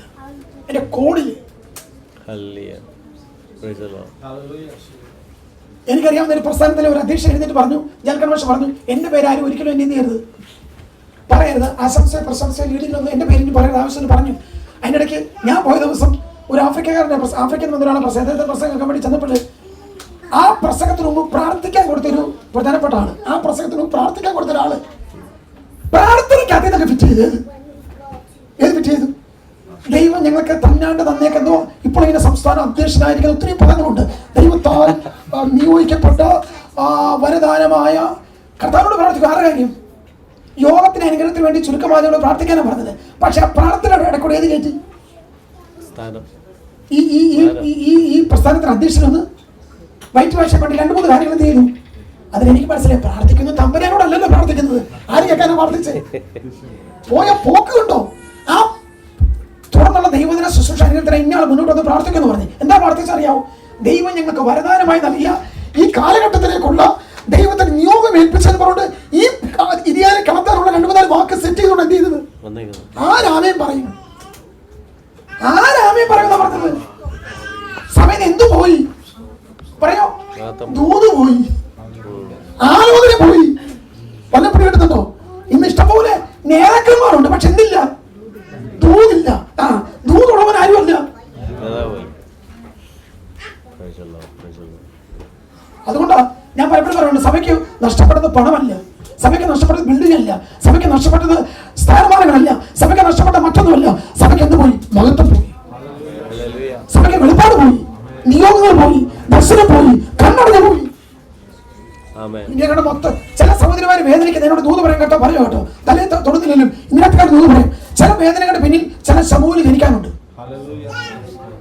എല്ലാ സഹോദരി സന്മാരെ കേൾക്കണം. ചില നിലവിളികൾ നിങ്ങൾക്ക് കൂടുന്നുണ്ടെങ്കിൽ, ചില വീട്ടിൽ പ്രശ്നമുണ്ടെങ്കിൽ, ചില പെണ്ണിനെ ഇപ്പോഴും ഉണ്ടെങ്കിൽ, ചില പ്രാർത്ഥനയ്ക്ക് മറുപടി ഇല്ലെങ്കിൽ, നിങ്ങളുടെ നാളുകളെ നിങ്ങളുടെ വിഷയത്തിന് പരിഹാരമില്ലെങ്കിൽ, നിങ്ങളുടെ ഫയൽ ഇപ്പോഴും എടുത്തിട്ടില്ലെങ്കിൽ, ഒരു ശമൂല് എന്ന് പറഞ്ഞാൽ ഒരു ആൺകുട്ടി ജനിക്കുന്നതിന്റെ അർത്ഥം എന്തോ ദൈവിക പദ്ധതി ദൈവം നിങ്ങളെ ഭാവമാക്കി തീർക്കാൻ പോവാ.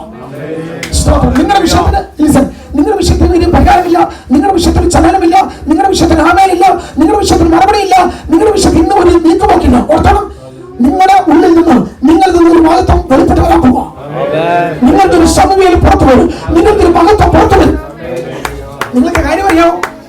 നിങ്ങൾക്കൊരു കാര്യം അറിയാമോ? ശമൂല് ജനിക്കുകയും, ശമൂല് ജനിച്ചപ്പോൾ ഈ അമ്മച്ചി, ഈ ഹന്യ എന്ന് പറഞ്ഞ അമ്മച്ചി 3 കാര്യങ്ങൾ എന്നോട് ദൈവത്തിന്റെ അമ്മ പറയാൻ പറയുമോ? 3 കാര്യങ്ങൾ ശമൂലിന്റെ കൈ കൊടുത്തു വിട്ടു. എന്തൊക്കെയാണെന്നറിയാമോ? 3 കാര്യങ്ങൾ. അമ്മമാരെ, നിയമമുള്ളവരെ, ദൈവിക പദ്ധതിയിൽ കയറി നിൽക്കുന്നവരെ, ഇന്നത്തെ കാലം വെളുപ്പാടിന് വേണ്ടി മുന്നോട്ട് സ്റ്റെപ്പ് വെക്കുന്നവരെ, ഈ ഉപവാസത്തിൽ എനിക്ക് കാഴ്ചപ്പാടുമാണെന്ന് പ്രാർത്ഥിക്കുന്നവരെ, എനിക്കൊരു ശുശ്രൂഷ ആഗ്രഹിക്കുന്നവരെ, ഞാൻ പറയാം, തന്നെ 3 കാര്യങ്ങളാണ് ഈ കൊച്ചിനെ കൊടുത്തു വിട്ടത്. ഇന്നത്തെ ഭാഷ പറഞ്ഞാൽ ഐഫോൺ ഒന്നുമല്ല കൊടുത്തു വിട്ടത്, ആണോ? അല്ല, കൊടുത്തു വിട്ടത് എന്തൊക്കെയാണെന്നറിയാമോ? ഒരു തുരുത്തി വീഞ്ഞ്, ഒരു കാളക്കടാവ്, 3 ഒരു പറ മാവ്. എന്താ ഇത്? എന്താണ് ഈ കളക്കളവും? എന്താണ് മാവും? എന്താണ് വീഞ്ഞും? വല്ലതും പറയാമോ? കൊടുക്കുന്ന അമ്മമാർ ഇങ്ങനെ കൊടുക്കണം, തലമുറകൾ ഇങ്ങനെ വളർത്തണം. ഇതിന് വെളിപ്പാടാ. ഇതിനകത്തൊക്കെ നിങ്ങളുടെ മൊത്തം പറയുന്നത് ഈ വചനത്തിന് വെളിപ്പാടാ. അല്ലാതെ കൊച്ചി ജനിച്ചപ്പോൾ അയ്യോ ഇവർ ആരായി എന്തായി തരുന്നുള്ള ജിജ്ഞാസ ആകാംക്ഷയല്ല. 3 കാര്യങ്ങൾ കൊടുത്തു വിട്ടു അമ്മ. ഒന്ന്, ഒരു തരത്തിൽ വീഞ്ഞ്. വീഞ്ഞ് ആരെ കാണിക്കുന്നു? രാജാവിനെ കാണിക്കുന്നു. വീഞ്ഞ് ആരെ കാണിക്കുന്നു? കിങ്ഷിപ്പിനെ കാണിക്കുന്നു. വീഞ്ഞ് ആരെ കാണിക്കുന്നു? ന്യായാധിപനെ കാണിക്കുന്നു. വീഞ്ഞ്. മാവ് ആരെ കാണിക്കുന്നു? ഒരു പറ മാവ്. മാവ് പ്രവാചകനെ കാണിക്കുന്നു. പ്രവാചക മാവ് ഉണ്ടെന്ന് മാവ് പ്രവാചകനെ കാണിക്കുന്നു. ആട്ടുകുട്ടി, കാലക്കടാവ്, പശുക്കടവാരെ കാണിക്കുന്നു. പുരോഹിതനെ കാണിക്കുന്നു. ഒട്ടും തെറ്റിയില്ല. ആ സമൂഹത്തില് നാളെ പുരോഹിതനായി, നാളെ പ്രവാചകനായി, നാളെ രാജാവായി. മറുപടിയായിരുന്നു ഈ പുരോഹിതനും ഈ പ്രവാചകനും ഈ രാജാവും കാലഘട്ടത്തിന്റെ മറുപടിയായിരുന്നു. ഏത് കാലഘട്ടം? ഏത് കാലഘട്ടം? ഏലിയുടെ കാലഘട്ടം. ഏലിയുടെ കാലഘട്ടത്തിൽ ഏലിയുടെ അതുകൊണ്ട് ഞാൻ പറയാറുണ്ട്, ഏലിയെ മാറ്റി നിങ്ങൾ കൂടുതൽ കിടങ്ങട്ടോ. ഏലിയെ മാറ്റി ഏലിയുടെ മക്കളെ മാറ്റി മക്കൾ ജനിക്കാനുള്ളതിനോട് മാറ്റി. എനിക്കത് വായിക്കുമ്പോഴൊക്കെ എനിക്ക് ശരി ഗൗരവം തോന്നുന്നുണ്ട് കേട്ടോ. ജന്മവർഷം മനസ്സിലായോ? മനസ്സിലായോ? ആരൊക്കെ മാറ്റി? 3 ജനറേഷൻ മാറ്റി കിട്ടും. കാരണം ഈ 3 ജനറേഷൻ ആർക്ക് തടസ്സമായിട്ട് വരും?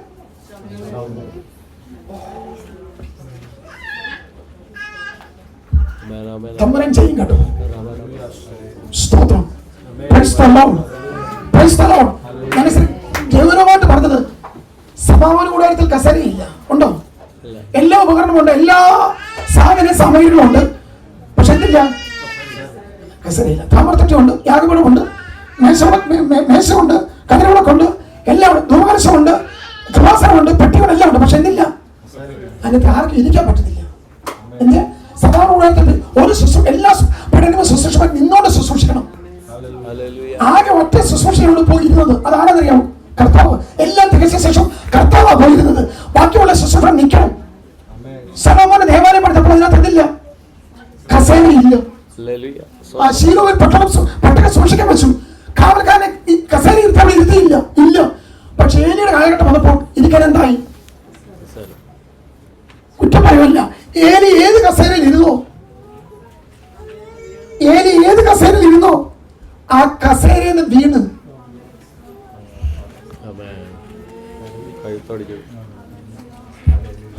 ശുശ്രൂഷ എന്ന് പറയുന്നത് ഇന്ന് പ്രകാരം ഈ വൈകിട്ടത്തെ സമയം നിങ്ങളുടെ പേരുള്ള ദൈവിക പദ്ധതി വെളിപ്പെടുത്തിക്കൊണ്ടിരിക്കുക.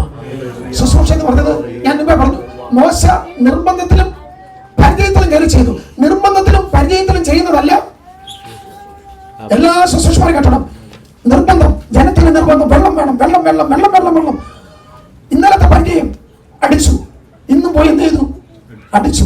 പരിചയത്തിൽ നിർബന്ധത്തിൽ ചെയ്യുന്നതിന് പേരല്ല ശുശ്രൂഷ, നിയോഗത്തിൽ ചെയ്യുന്നതാ. അടുത്തത് പദവിയും കസേരയും അല്ല ശുശ്രൂഷ. സ്തോത്രം. നിന്റെ ശുശ്രൂഷയ്ക്ക് ദൈവം പദവി തരുവോ? ദൈവത്തെ ശ്രദ്ധിച്ചാട്ടെ. ഓരോ ശുശ്രൂഷമാരും നിങ്ങൾ കസേര ഈ കസേര കാര്യമല്ല. ശുശ്രൂഷ പറഞ്ഞാൽ ഇരിപ്പിടമല്ല കേട്ടോ, സ്ഥാനമല്ല, പൊസിഷൻ അല്ല. അതുകൊണ്ടാണ് ബൈബിൾ ഒരു തെളിവ്. എന്താ തെളിവ്? ഇസ്രായേൽ ഒന്നാമത്തെ രാജാവിന് ശൗലിനെ ചോദിച്ചത് ജനമാ ചോദിച്ചത്. ജനം ശൗലിന് വേണ്ടി എന്ത് പണിത് കൊടുത്തു? കസേര പണിത് കൊടുത്തു. ശൗലിന് വേണ്ടി ഇസ്രായേൽ ജനം എന്ത് കൊടുത്തു? പക്ഷേ ജനം പണിത കസേരയിൽ ആരും ഇരുന്നില്ല. ഇല്ല, പറ്റത്തില്ല കേട്ടോ. ശുശ്രൂഷ പറയുന്നത് തിരഞ്ഞെടുപ്പാ. ശുശ്രൂഷ അഭിഷേകരായും വീഴുന്നതാ. സ്തോത്രം. ശുശ്രൂഷ ദൈവിക പദ്ധതിയാണ്. സ്തോത്രം. ഹൃദയപ്രകാരം വേണം. സ്തോത്രം. കസേര ജനത്തിന് പണിയാം, പക്ഷെ ആർക്ക് ഇരിക്കാൻ പറ്റിയില്ല? ശൗലിന് ഇരിക്കാൻ പറ്റിയില്ല. അതുകൊണ്ടാ ശൗലിന് കസേരയിൽ ഇരുന്ന് ഭരിക്കാൻ പറ്റിയില്ല. പുറയിലൊരാൾ വരുന്നു. പേര് പറയാമോ? പുറയിലൊരാൾ വരുന്ന പേര് പറയാമോ? ദാവീദ്. ജനം കസേര പണിയാൻ ദൈവം അനുവദിച്ചില്ല. ആരും കസേര പണിത് ആർക്കും കൊടുത്തില്ല. ദാവീദിന് കൊടുത്തില്ല. ഇല്ല, ആരെ കൊണ്ട് സിംഹാസനം പഠിപ്പിച്ച് ദാവീദിനെ അതിൽ ഇരുത്തിയില്ല. പക്ഷെ ഞാൻ തോന്നുന്നു പറയാം, ഏത് കസേരയിലും ദാവീദ് ഇരിക്കാൻ വേണ്ടി കസേര ദൈവം പണിതില്ല. ഏത് കസേരയിലും ദാവീദിനെ ഇരിപ്പടയ്ക്കാൻ വേണ്ടി ദാവീദിനെ തമ്പുരാൻ പണിതു. ദൈവത്തിന് സ്തോത്രം ചെയ്യട്ടെ. ഈ ശുശ്രൂഷ ഉപവാസം നിങ്ങളെ ആത്മാവിൽ പണിയുമോ? ഞാൻ പൂർണ്ണമായി വിശ്വസിക്കുന്നു. ഈ ശുശ്രൂഷ ഈ ഉപവാസം നിങ്ങളെ ആത്മാവിൽ പണിയുമോ? സ്തോത്രം. വേണ്ടാത്ത ഭാവങ്ങൾ, വേണ്ടാത്ത കൂർത്ത അനുഭവങ്ങൾ ഒരു ശില്പത്തെ അത്രമാത്രം അതിനെ ശുദ്ധി ചെയ്ത് പണിയുന്ന അപ്രകാരം നിങ്ങളുടെ ആത്മമനുഷ്യനെ പണിയുന്ന നിമിഷങ്ങൾ നിമിഷങ്ങളാണ്. വെളിപ്പാട് ദൈവത്തിന്റെ സഭയെ പണിയുന്ന നിമിഷങ്ങളാണ്. ഓ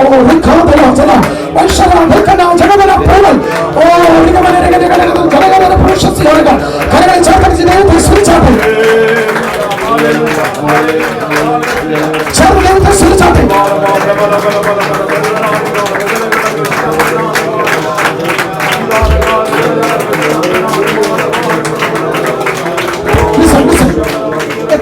എത്ര പേർക്ക് ആഗ്രഹമുണ്ട്? എനിക്കൊരു ആത്മമണ്ഡലം കാണാൻ എനിക്ക് വെളിപ്പാട് ആവശ്യമാണെന്ന് ഞാൻ അതിലേക്ക് പറയാം. പുതിയ ദൈവിക പദ്ധതി മൊത്തം ആത്മമണ്ഡലം നിങ്ങൾക്ക് വെളിപ്പെട്ട് വരണം. ഭൗതിക മണ്ഡലമല്ല, ബുദ്ധിയുടെ മണ്ഡലമല്ല, ലോകത്തിന്റെ ജ്ഞാനമല്ല, ആത്മമണ്ഡലം. ഒന്ന് പറഞ്ഞേ, അപ്പുറം അവർക്ക് ആത്മമണ്ഡലം വെളിപ്പെട്ടുണ്ടോ ഈ യാമൊക്കെ ഈസി ആയിട്ട് നടന്നത്. അങ്ങോട്ട് എടുത്ത് വെച്ചു, ദൈവം അങ്ങ് എടുത്തു, തിരിച്ചെടുത്തു. ഒരു കാലത്ത് നമ്മുടെ ഇസാഖിനെ ആർക്ക് വേണ്ട? ദൈവത്തിന് വേണ്ട. ആരെ മതി? അബ്രഹാമിനെ മതി. ഓ സ്തോത്രം. സാറയുടെ വേവനത്തിനേക്കാളും ഇസ്ഹാഖ് അനുഭവിച്ച പ്രാപിച്ച വെളിപ്പാടിനേക്കാളും അബ്രഹാമിന് ദൈവത്തെ കുറിച്ച് കാഴ്ചപ്പാടായിരുന്നു. അങ്ങോട്ട് കൊടുത്താൽ ചാരമായാലും തിരിച്ച് ചാരത്തിൽ ആര് വരും? ഭയങ്കര സ്തോത്രം വരേണ്ടത്. ചാരത്തിൽ ആരെ തിരിച്ചു പിടിക്കും? ഞാൻ പറയാറുണ്ട്, വീട്ടിൽ നിന്ന് അബ്രഹാം വിളിച്ചിറക്കിക്കൊണ്ട് പോകുന്നത് ഒരു ഇസ്ഹാഖിനെയാ. വീട്ടിൽ നിന്ന് അബ്രഹാം വിളിച്ചിറക്കിക്കൊണ്ട് പോയത് ഒരു ഇസ്ഹാഖിനെയാ. യാഗപീഠത്തിൽ വെച്ചതും ഒരു ഇസ്ഹാഖിനെയാ. പക്ഷെ തിരിച്ചെടുത്തത് ഒരു ഇസ്ഹാഖിനെ അല്ല. തിരിച്ചെടുത്തത് അബ്രഹാം തിരിച്ചെടുത്തത് ഒരു ഇസ്ഹാഖിനെ അല്ല. അബ്രഹാം തിരിച്ചെടുത്തത് ഒരു ജനറേഷനെയാണ്, ഒരു തലമുറയാണ്. യാഗപീഠത്തിന് മുമ്പ് വെച്ച ദൈവം എന്തുവാ വാഗ്ദത്തം പുതുക്കി കൊടുത്തത്. അതുവരെ അബ്രഹാമിനെ അപ്പ എന്ന് വിളിക്കുവാൻ, അബ്രഹാമിനെ പിതാവിനെ പിതാവിനെ വിളിക്കാൻ ഒരു ഇസ്ഹാഖേ ഉള്ളൂ. യാഗപീഠത്തിൽ ഇസ്ഹാഖിനെ എടുത്തു വെച്ചപ്പോൾ തിരിച്ച അബ്രഹാമിനെ വിളിക്കുവാൻ ബഹുജാതികളുടെ പിതാവായി മാറി.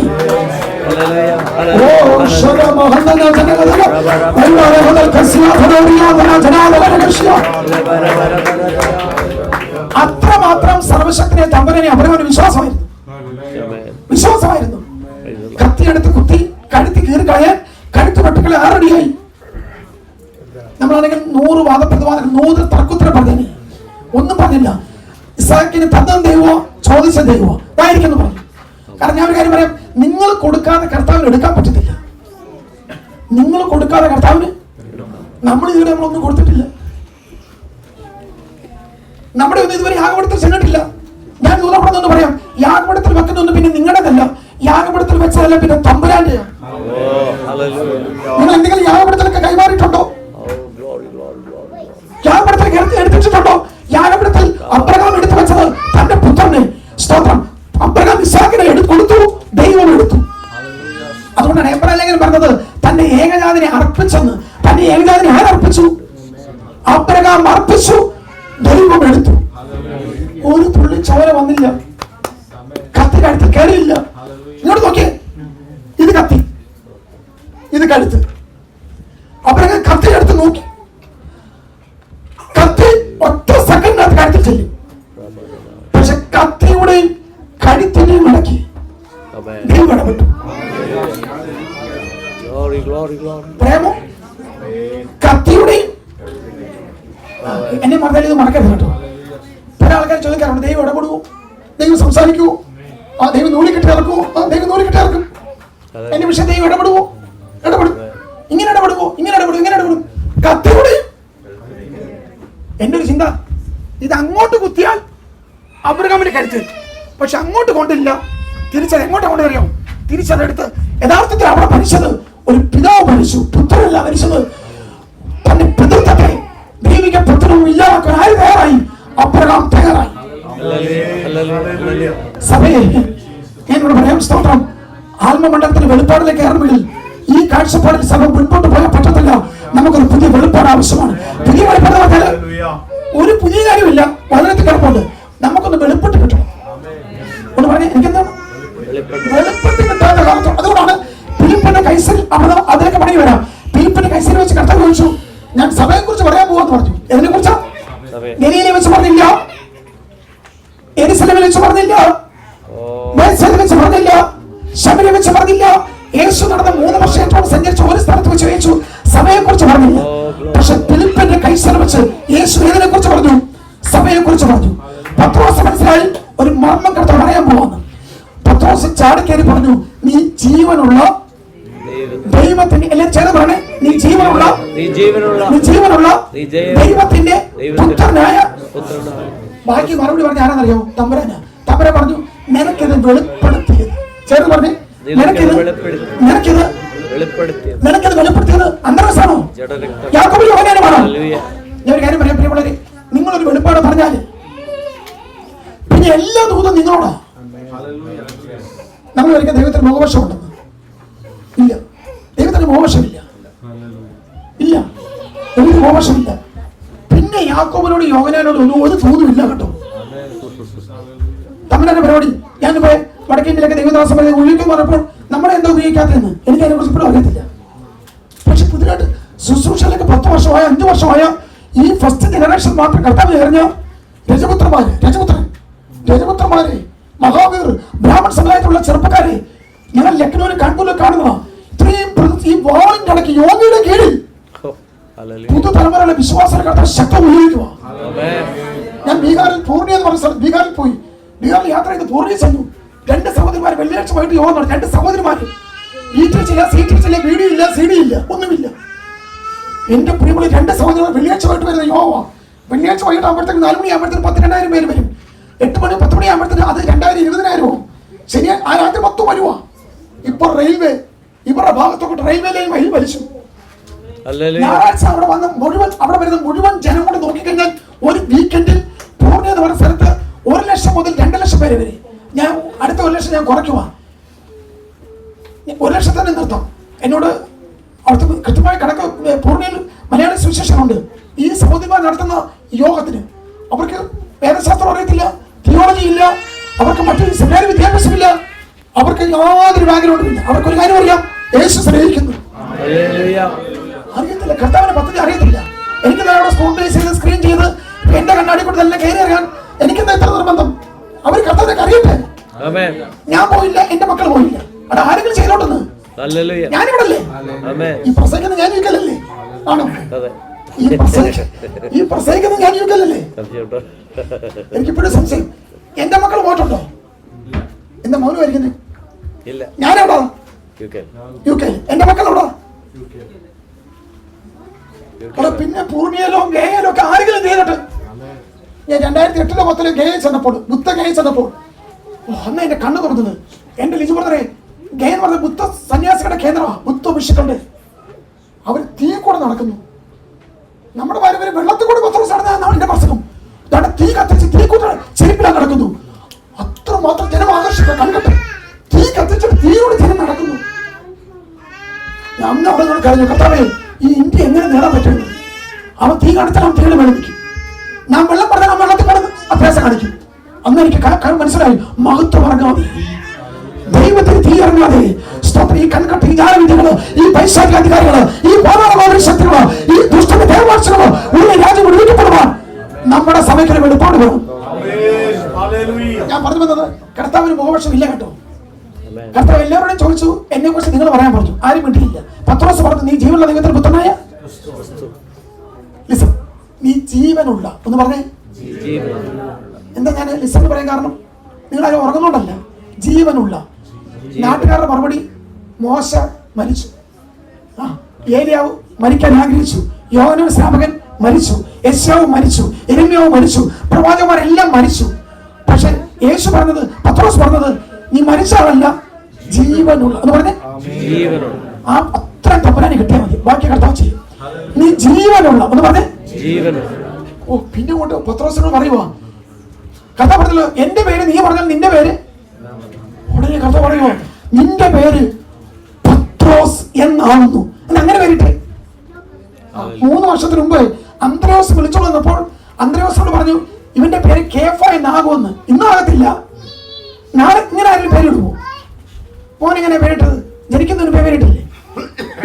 കണ്ടോ, ജനിക്കുന്നതിന് പേരിട്ടു. പക്ഷെ കർത്താവ് നമ്മുടെ അത്ര ധൃതിയില്ല കേട്ടോ. ഇല്ല, എന്റെ പത്രോസിലേക്ക് ഞാൻ വളരണം. എന്റെ ശീമോനിൽ നിന്ന് എന്റെ പീറ്ററിലേക്ക്, എന്റെ പത്രോസിലേക്ക് ഞാൻ വളരണം. എവിടെ വെച്ച് പറഞ്ഞു? 3 വർഷം കഴിഞ്ഞപ്പോൾ ആര് പറഞ്ഞു? പത്രോസ് പറഞ്ഞപ്പോൾ കർത്താവ് പറഞ്ഞു, ഇനിയും പേര് യോഹന്നാൻ അല്ല, ഇനി പേര് ശീമോനല്ല, ഇനി നിന്റെ പേര് പത്രോസ്. പത്രോസ് പേര് പറയുകയും താക്കോൽ എടുത്ത് കൊടുക്കുന്നു. എന്നിട്ട് പറയും, നീ തുറക്കും, നീ അടയ്ക്കും, നീ അഴിക്കും, നീ കെട്ടും. 6 കെട്ട് നിനക്ക് അഴിക്കാം, നീ അഴിച്ചാൽ ആർക്ക് തിരിച്ചു കെട്ടാൻ? പിന്നെ എല്ലാ തോന്നും ആരോട്? പേര് മാറ്റുന്നു, മൊത്തത്തെ പറയുന്നു, താക്കോൽ കൊടുക്കുന്നു, അധികാരം കൊടുക്കുന്നു. നീ ശുശ്രൂഷിക്കും, നീ അടയ്ക്കും, നീ തുറക്കും, നീ കെട്ടും, നീ അഴിക്കും. എന്റെ ചിന്ത, അപ്പുറത്ത് നിന്ന് 11 പേർക്ക് ഒരു ചെറിയ അസുഖമുണ്ട്. അസുഖം ഇങ്ങനെ ഉണ്ടാതിരിക്കുന്നത് 11 പേർക്ക് ഒരു ചെറിയ അസുഖം. ഞങ്ങളോട് ഒരു തോതുമില്ല. ഇല്ല, നിങ്ങളോട് അന്നും തോന്നില്ല. നിങ്ങൾ പറഞ്ഞത്, നിങ്ങൾ പറഞ്ഞിട്ട. കാരണം നിങ്ങൾ ആ വെളിപ്പാടിലേക്ക് എന്തില്ല. അവിടെ നിന്ന് ഞാൻ ഒരു ദൂരോടെ പറഞ്ഞ് അവസാനിപ്പിക്കാം. നിങ്ങൾ ഒരു വെളിപ്പാട് പറഞ്ഞത് പറഞ്ഞ എല്ലാ വെളിപ്പാടും നിങ്ങൾക്ക് ഉണ്ടാവണമെന്നില്ല കേട്ടോ. പത്രോസ് ഇത് ക്രൂശിന്റെ മറു സൈഡിലുള്ള വെളിപ്പാട് കിട്ടിയേ. ക്രൂശിന്റെ ഉടനെ കർത്താവ് സഭയെ കുറിച്ച് പറഞ്ഞു, ഞാൻ എന്റെ സഭയെ ഫിലിപ്പ് കൈസരെ പണിതു തകർന്നു പോയി. ഇവിടെയുള്ള തത്വചിന്തമാര് ശാസ്ത്രത്തെയും യവനെയും മതത്തെയും ജ്ഞാനത്തെയും പണിതു തകർന്നതായി പരിപൂർണ്ണമായി. ചക്രവർത്തിമാർ തകർന്നു, കൈസർ തകർന്നു, ഫിലിപ്പ് തകർന്നു, ഐഡിയയും തകർന്നു, കൾച്ചർ തകർന്നു, ട്രഡീഷൻ തകർന്നു, വിശ്വാസം തകർന്നു. പക്ഷെ ഒരു വിശ്വാസം തകരത്തില്ല. അത് ക്രിസ്തുവിനുള്ള ദൈവത്തിന്റെ വിശ്വാസമാണ്, ദൈവപുത്ര വിശ്വാസമാണ്. സഭ തകരത്തില്ല. അതുകൊണ്ടാണ് ഞായറാഴ്ച ഞാൻ പറഞ്ഞത്, കർത്താവ് പറഞ്ഞു, ഞാൻ എന്റെ സഭയെ പണിയും, പാതാള ഗോപുരങ്ങൾ അതിനെ ജയിക്കുകയില്ല. ഞാൻ സഭയെ ഞാൻ പറഞ്ഞില്ല തരാവുന്ന സ്തോത്രം. സഭ നിങ്ങളുടേതല്ല, സഭ തമ്പുരാന്റേതാ, സഭ കർത്താവിന്റേതാ. ഓ ആഘോഷിക്കാതെ കരങ്ങൾ ചേർത്ത് ദൈവത്തെ സ്തുതിച്ചാട്ടെ. ആരും ഓർമ്മിക്കാതെ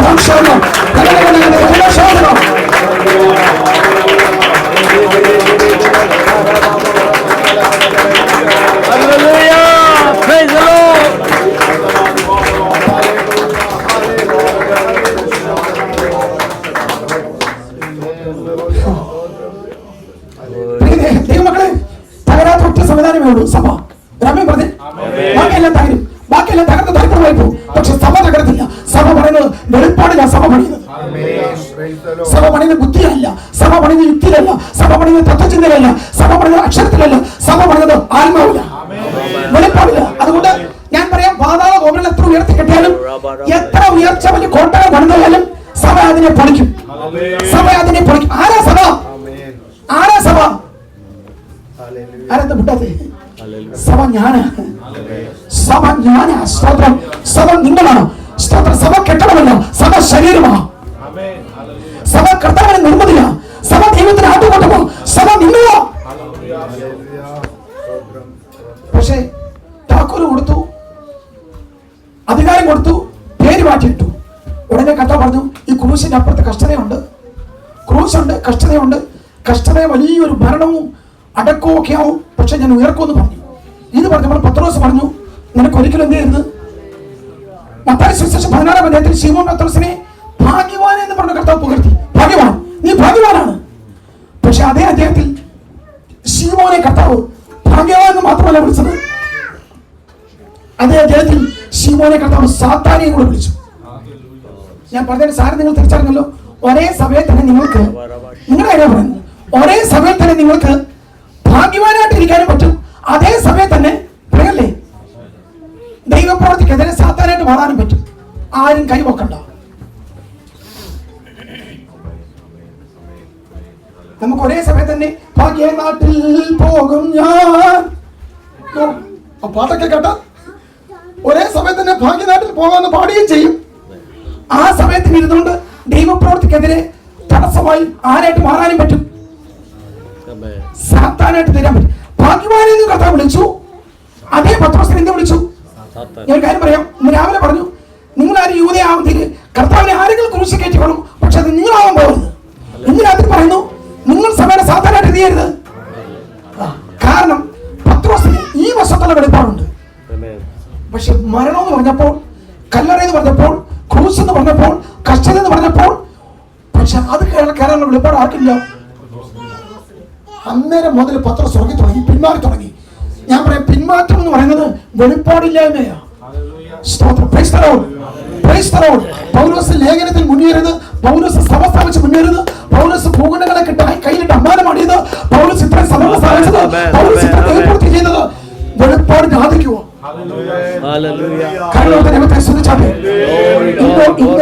ഇന്നലത്തെക്കാലം എത്ര ദിവസം പ്രാർത്ഥിക്കട്ടെ, എന്റെ കണ്ണൊന്ന് തുറക്കപ്പെടണം.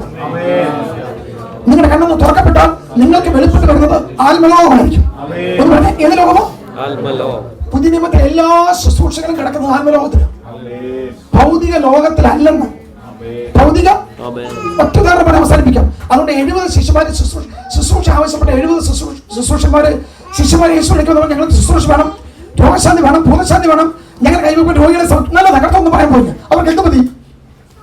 ശുശ്രൂഷ മതി. അവർക്ക് എന്ത് കൊടുത്തു വിട്ടു? ചില ആൾക്കാർ അങ്ങനെ, അവർക്ക് എന്ത് മതി? മിനിസ്ട്രി മതി. മിനിസ്ട്രി കൊണ്ട് എന്ത് ചെയ്യും? മിനിസ്ട്രി ഒന്നാമത്തെ പ്രയോറിറ്റി അല്ല കേട്ടോ. എല്ലാ ശുശ്രൂഷമാരും പറയാം മിനിസ്ട്രി ഒന്നാമത്തെ പ്രയോറിറ്റി അല്ല. ഒന്നാമത്തെ പ്രയോറിറ്റി ക്രൈസ്റ്റ് ആയിരിക്കണം. ഒന്നാമത്തെ പ്രയോറിറ്റി ആരായിരിക്കണം? ക്രൈസ്റ്റ്. രണ്ടാമത്തെ പ്രയോറിറ്റി ആരാ? ക്രൈസ്റ്റ് അല്ലെങ്കിൽ ഇതിനകത്ത് ആരാ? രണ്ടാമത്തെ പ്രയോറിറ്റി ഫാമിലി ആയിരിക്കണം. എന്തായിരിക്കണം? ഫാമിലി.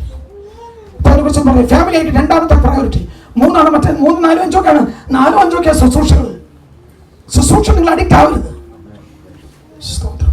എവിടെ അഡിക്റ്റ് ആവും? കർത്താവിനെ അഡിക്റ്റ് ആവോ? ശുശ്രൂഷ കർത്താവ് തരും. എല്ലാ ശുശ്രൂഷകരും നിങ്ങൾ അടുത്ത ശുശ്രൂഷിക്കേണ്ട സമയമല്ലായിരിക്കണം. നിങ്ങൾ ആദ്യം ശുശ്രൂഷിക്കേണ്ടത് കർത്താവിനെ ശുശ്രൂഷിക്കണം, അതിനുശേഷം കുടുംബത്തിൽ ശുശ്രൂഷിക്കണം. എവിടെ ശുശ്രൂഷിക്കണം? കുടുംബത്തിൽ, ആദ്യം വീട്ടിൽ, ആദ്യം സ്വന്തം ഫാമിലി, സ്വന്തം ഫാമിലി ഓൾട്ടറിൽ അവിടെ ശുശ്രൂഷിക്കണം. കുടുംബത്തിൽ ശുശ്രൂഷിച്ചിട്ട് നാട്ടിൽ എന്ത് ചെയ്യോ? ഭാഷ പറഞ്ഞല്ല, പലർക്കും പരാജയം സംഭവിക്കുന്ന മേഖലയാ. നാട്ടിൽ തിരക്കോട് തിരക്ക്, നാട്ടിലെങ്ങ ശുശ്രൂഷ, അവിടെ ശുശ്രൂഷ, ഇവിടെ എല്ലാം ശുശ്രൂഷ. പക്ഷെ എവിടെ മിസ്സായി പോകും? നാട്ടിൽ ഇച്ചിരി കുറച്ച് ശുശ്രൂഷിച്ചാലും ഏറ്റവും ശുശ്രൂഷ എല്ലാ ശുശ്രൂഷമാരും, എല്ലാ പുരുഷന്മാരും, എല്ലാ ഭർത്താക്കന്മാരും കുടുംബത്തിലെ പുരോഹിതന്മാരാണ്. അവിടെ നിങ്ങൾ കുടുംബയാഗപീഠങ്ങളെ പണിയണം. സബദി എന്ന് പറഞ്ഞ ഒരു പിതാവ് മക്കളോട് കൂടെ ഇരുന്ന് അപ്പനായ സബദി മക്കളായ യാക്കോബിനോടും യോഹന്നാനും കൂടെ ഇരുന്ന് വല എന്ത് ചെയ്തു? വല നന്നാക്കുന്ന, വീട്ടിലെ വിള്ളലുകൾ തീർക്കുന്ന ശുശ്രൂഷ. കുടുംബയാഗപീഠം പണിയുന്നത് എന്ത്? ശുശ്രൂഷ. ബ്രാഹ്മണൻ പറഞ്ഞു യേശു 30-ാമത്തെ വയസ്സ് വരെ മാതാപിതാക്കൾക്ക് കീഴടങ്ങി.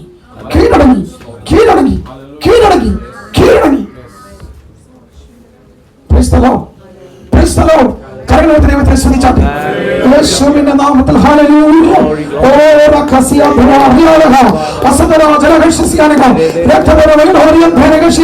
അഭിഷേകം ദൈവമെല്ലാം വെളിപ്പാട് ആവശ്യമാണ്, നിയമം ആവശ്യമാണ്.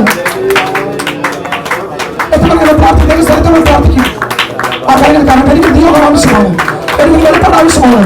സഭയുടെ ശുശ്രൂഷയിൽ നിൽക്കുവാൻ, സഭയുടെ കൂടെ നിൽക്കുവാൻ, സഭയുടെ മുന്നേറ്റത്തിൽ നിൽക്കുവാൻ, ഒരു ഉണർവേണ്ടി നിൽക്കുവാൻ എനിക്കൊരു വെളിപ്പാട് ആവശ്യമാണ്. എന്നോട് ദൈവത്തിന് ശക്തമായി പറയുന്നുണ്ട്. ഇന്നും ആത്മമണ്ഡലത്തിന്റെ ആത്മലോകം കാണാൻ കഴിയാതെ ചില കണ്ണുകൾ കുരുടായിരിക്കുന്നവർ കാലത്തോളം നിങ്ങൾക്ക് ആത്മലോകം വെളിപ്പെട്ട് വരത്തില്ല. 70 ശിഷ്യന്മാർക്ക് ശുശ്രൂഷ ഇഷ്ടപ്പെട്ടു, ഭയങ്കര ശക്തമായി ശുശ്രൂഷ ചെയ്ത് റിപ്പോർട്ട് കൊണ്ട് വന്നു കേട്ടോടെ. പക്ഷെ ആത്മമണ്ഡലം വെളിപ്പെട്ടില്ല. നിങ്ങൾ തിരിച്ചറിയുന്നുണ്ടോ? എന്ത് വെളിപ്പെട്ടില്ല? എന്താ ആത്മമണ്ഡലം? അവർ ശുശ്രൂഷ വന്നു, കർത്താവ് റിപ്പോർട്ട് പറഞ്ഞു, ഭൂതങ്ങൾ പുറത്താകുന്നു, രോഗികൾ സമീപമാകുന്നു, ഭയങ്കര വിടുതൽ, ഭയങ്കര രോഗശാന്തി, ഭയങ്കര ഭൂതശാന്തി. പക്ഷെ കേരളത്തിൽ ഈ വാക്യം നിങ്ങൾ ആരോടെങ്കിലും ചെന്ന് പറഞ്ഞാല്, കേൾക്കുന്നവർ പറയും ഭൂതങ്ങൾ കീഴടങ്ങുന്നതല്ല. കേട്ടിട്ടുണ്ടോ? ഉണ്ടോ? എന്താ ഇങ്ങനെ കേട്ട്? പിന്നെ നിങ്ങളുടെ പേര് ഞാൻ പണ്ടെന്റെ ചെറിയ പ്രായത്തിലേക്ക് ഈ ശുശ്രൂഷ വലിയ ഹൈറ്റ് ചെയ്ത് പറഞ്ഞപ്പോൾ അതിന് ആൾക്കാർ നമ്മളെ ചെന്ന് പറയുമ്പോൾ ഒന്ന് ചെറിയ കുത്തിയില്ലെങ്കിൽ ഒന്ന് പ്രോത്സാഹിപ്പിച്ച് വിട്ടേക്കണം. ഉടനെ അവർ പറയും ശുശ്രൂഷ എന്ന് പറയുന്നത് ഭൂതങ്ങൾ കീഴടങ്ങുന്ന രോഗശാന്തി ഒന്നും അല്ല, സ്വർഗത്തിൽ നിങ്ങളുടെ പേര്. പക്ഷെ കർത്താവ് അങ്ങനെയൊന്നുമല്ല പറയുന്നത്. സൂക്ഷിച്ച് വായിക്കണം കേട്ടോ. കർത്താവ് പറഞ്ഞത് എന്താണെന്നറിയോ? നിങ്ങൾ ഭൂതങ്ങൾ കീഴടങ്ങുന്ന നിങ്ങൾ കണ്ടുണ്ടോ? നിങ്ങൾ കാണാത്തൊരു കാര്യം ആത്മമണ്ഡലത്തിൽ ഞാൻ കണ്ടു. ഞാൻ ഇത് പറഞ്ഞു തുടങ്ങിയത് ആത്മമണ്ഡലമാണ്. ആത്മമണ്ഡലത്തിലേക്ക് സഭ കയറിയെങ്കിലേ ഉണർവുണ്ടാവും. അല്ലാതെ ഭൗതിക തലത്തിൽ കിടന്ന് മുട്ട കഴിഞ്ഞാലൊന്നും ഒന്നും നടക്കത്തില്ല. ഭൗതിക മണ്ഡലമല്ല സഭ. അതാ സഭയുടെ മുമ്പിൽ പാതാള ഗോപുരമുണ്ട്. പാതാള ഗോപുരം ഇഷ്ടിക കൊണ്ടും കളിമണ്ണ് കൊണ്ടും കട്ട കൊണ്ടും ഒന്നും സ്തോത്രം പണിയുന്നതല്ല. അതാ വേറൊരു പണിയാ. ആ പണി സഭ തിരിച്ചറിയണം. ഉടനെ കർത്താവ് ശുശ്രൂഷ ആവശ്യപ്പെട്ട് ശുശ്രൂഷ ഇഷ്ടപ്പെട്ട് വന്ന ശിഷ്യന്മാരെ കർത്താവ് പറയുവാ, ഭൂതങ്ങളെ കീഴടക്കി നല്ലതാ. പക്ഷെ അതിനേക്കാൾ വേറൊരു കാര്യം, നിങ്ങൾ ഭൂതങ്ങളെ കീഴടക്കിയപ്പോൾ നിങ്ങൾ കാണാത്തൊരു കാര്യം ഞാൻ കണ്ടു. അവര് ചതയെന്തുവാ? പിശാച്, ഇങ്ങോട്ട് നോക്കി, പിശാച് അല്ലെങ്കിൽ സാത്താന് ആകാശ മണ്ഡലത്തിൽ നിന്ന് വെട്ടേറ്റ് താഴെ വീഴുന്നത് ഇത് ഇവര് കണ്ടോ? അവരെന്ത് കണ്ടു? അവർക്ക് എന്താണ് വിഷയം? ശുശ്രൂഷ ചെയ്തു. അവർ ശുശ്രൂഷ ചെയ്തു. പക്ഷെ ഓപ്പറേഷൻ നടന്നത് അവർ കാണാത്ത അൻസീൻ വേണ്ടില്ല. ആകാശത്ത് പിശാച് വെട്ടേറ്റ് ഞങ്ങളുടെ ആര് വെട്ടി? നമ്മുടെ ഞാനിപ്പോ വെട്ടിക്കൊണ്ടിരിക്കുമോ? ഈ പൈശാചിക അധികാരത്തെ നിങ്ങളുടെ ഈ ദേശത്തിന്റെ ദുരാത്മാക്കളെ, പൈശാചിക സ്വാധീനങ്ങളെ, അതിന്റെ നീക്കങ്ങളെ, അതിന്റെ മൂവ്മെന്റ്സുകളെ, അതിന്റെ സകല ചലനങ്ങളെയും വചനകൊണ്ട് വെട്ടുമോ? നിങ്ങൾ തിരിച്ചറിയുന്നുണ്ടോ? ഒരു ദേവദാസൻ പ്ലാറ്റ്ഫോമിൽ ദൂരമായി നിൽക്കുമ്പോൾ, വചനമായി നിൽക്കുമ്പോൾ, വചനമെന്ന വാറുകൊണ്ട് ദേശപ്രമുഖര്, ദേശത്തിൽ വ്യാപരിക്കുന്ന ദുരാത്മ സാന്നിധ്യങ്ങളെ യുദ്ധം നടന്നുകൊണ്ടിരിക്കുമോ? സ്തോത്രം. നമ്മളിങ്ങനെ ചാരിയിരിക്കുന്നെങ്കിലും നമ്മൾ സമയം പോലെന്ന് പറഞ്ഞാലും ദൈവിക പദ്ധതിക്ക് സമയം അവസാനിച്ചിട്ടില്ല. ആത്മമണ്ഡലത്തിൽ വലിയ യുദ്ധം നടക്കുക.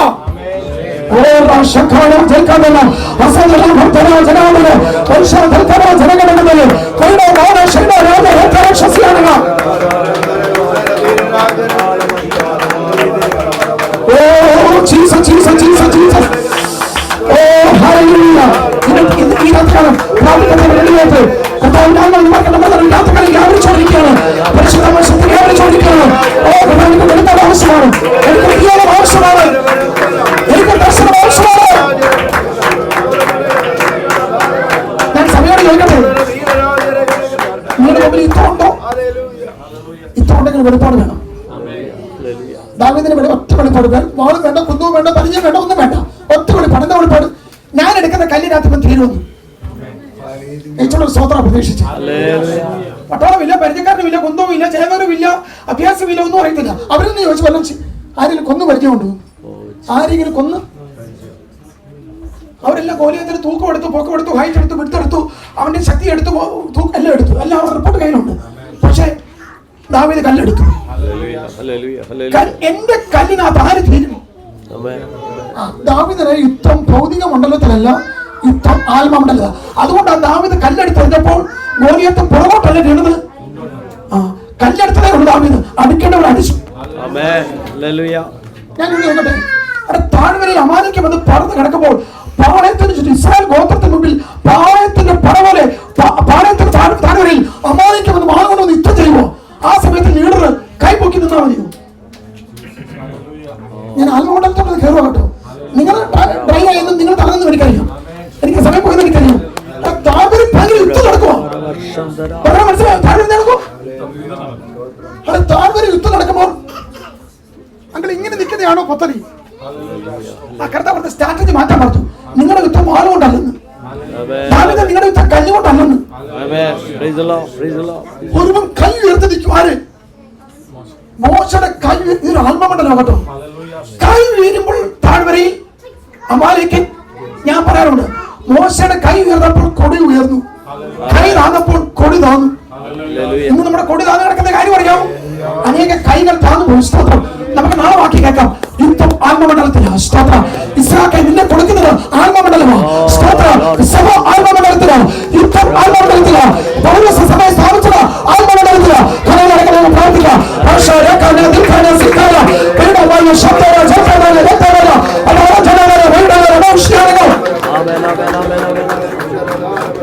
ഞാൻ ആത്മാർത്ഥമായി നിങ്ങളോട് ചോദിക്കുന്നു, എത്രമാർക്ക് കാഴ്ചപ്പാടിൽ മാറ്റമാണ്? പോലീസ് പറയുന്നു, നിങ്ങൾക്കൊരു ആത്മാവ് വരും, വെളിപ്പാടിന്റെ ആത്മാവ് ഉണ്ടാവും. വെളിപ്പാടിന്റെ ആത്മാവ്, വെളിപ്പാടിന്റെ ആത്മാവ്, വെളിപ്പാടിന്റെ ആത്മാവ് ഉണ്ടെങ്കിൽ മാത്രമേ നിങ്ങളുടെ വിളി അറിയത്തുള്ളൂ. നിങ്ങളുടെ വിളിയുടെ ദൂരം എത്തിച്ചെன்று ഡെസ്റ്റിനേഷൻ പോയിട്ട് നിങ്ങളുടെ വിളിയുടെ ആശ തിരിച്ചറിയുവാൻ നിങ്ങൾക്ക് ആവശ്യമായിരിക്കുന്നത് മറ്റ് പുതിയൊരു കാര്യമല്ല. നിങ്ങൾക്ക് ആവശ്യമായിരിക്കുന്നത് വെളിപ്പാടിന്റെ ആത്മാവ്. പൗലോസിന്റെ കണ്ണിൽ നിന്ന് ചെരുമ്പല് പോയപ്പോൾ പൗലോസ് സഭയ്ക്ക് എഴുതിയപ്പോൾ പറഞ്ഞു, നിങ്ങളുടെ ഹൃദയദൃഷ്ടി എന്തോ പോകണമെന്ന്. കണ്ണിൽ നിന്ന് പോകുന്ന ഹൃദയത്തിന് കണം കടുത്തിരിക്കുന്ന ഹൃദയമാ. ഹൃദയകാഠിന്യമാ. ഞാൻ പറയട്ടെ, പരിശുദ്ധമോ ചലിക്കണമെങ്കിൽ, ഇതിന് ആത്മാവ് ചലിക്കണമെങ്കിൽ കണ്ണിൽ നിന്ന് ചിലത് പോയി. പൗലോസിന്റെ കണ്ണിൽ നിന്ന് അനന്യാസ് കൈവച്ചപ്പോൾ ഒരു ചെറുപ്പൽ പോയി. ഒരു തടസ്സം.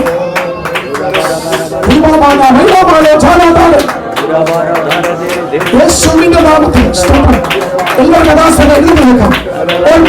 സ്തോത്രം. എല്ലാവരും കഥാസ്ഥലം എഴുതി നാട്ടിൽ ഓരോ ഹതുരജനഘടകത്തിൽ വൈഡാമന ഹതുരജനക ഭക്ഷമന ഹതുരജനഘടകത്തിൽ ഭൗമകനാസിയാനുക ഭൗമോറിയം ഭേദജനഘടകത്തിൽ റിമോഡിയോ ഭേദറിയാസിയാനുക ദർശാനകത്തിൽ കടാനക സിയാധന യേശുവിൻ നാമത്തിൽ ഹല്ലേലൂയ. നാളെ രാവിലെ മുതൽ നിങ്ങൾ എല്ലാവരും നേരത്തെ വരും.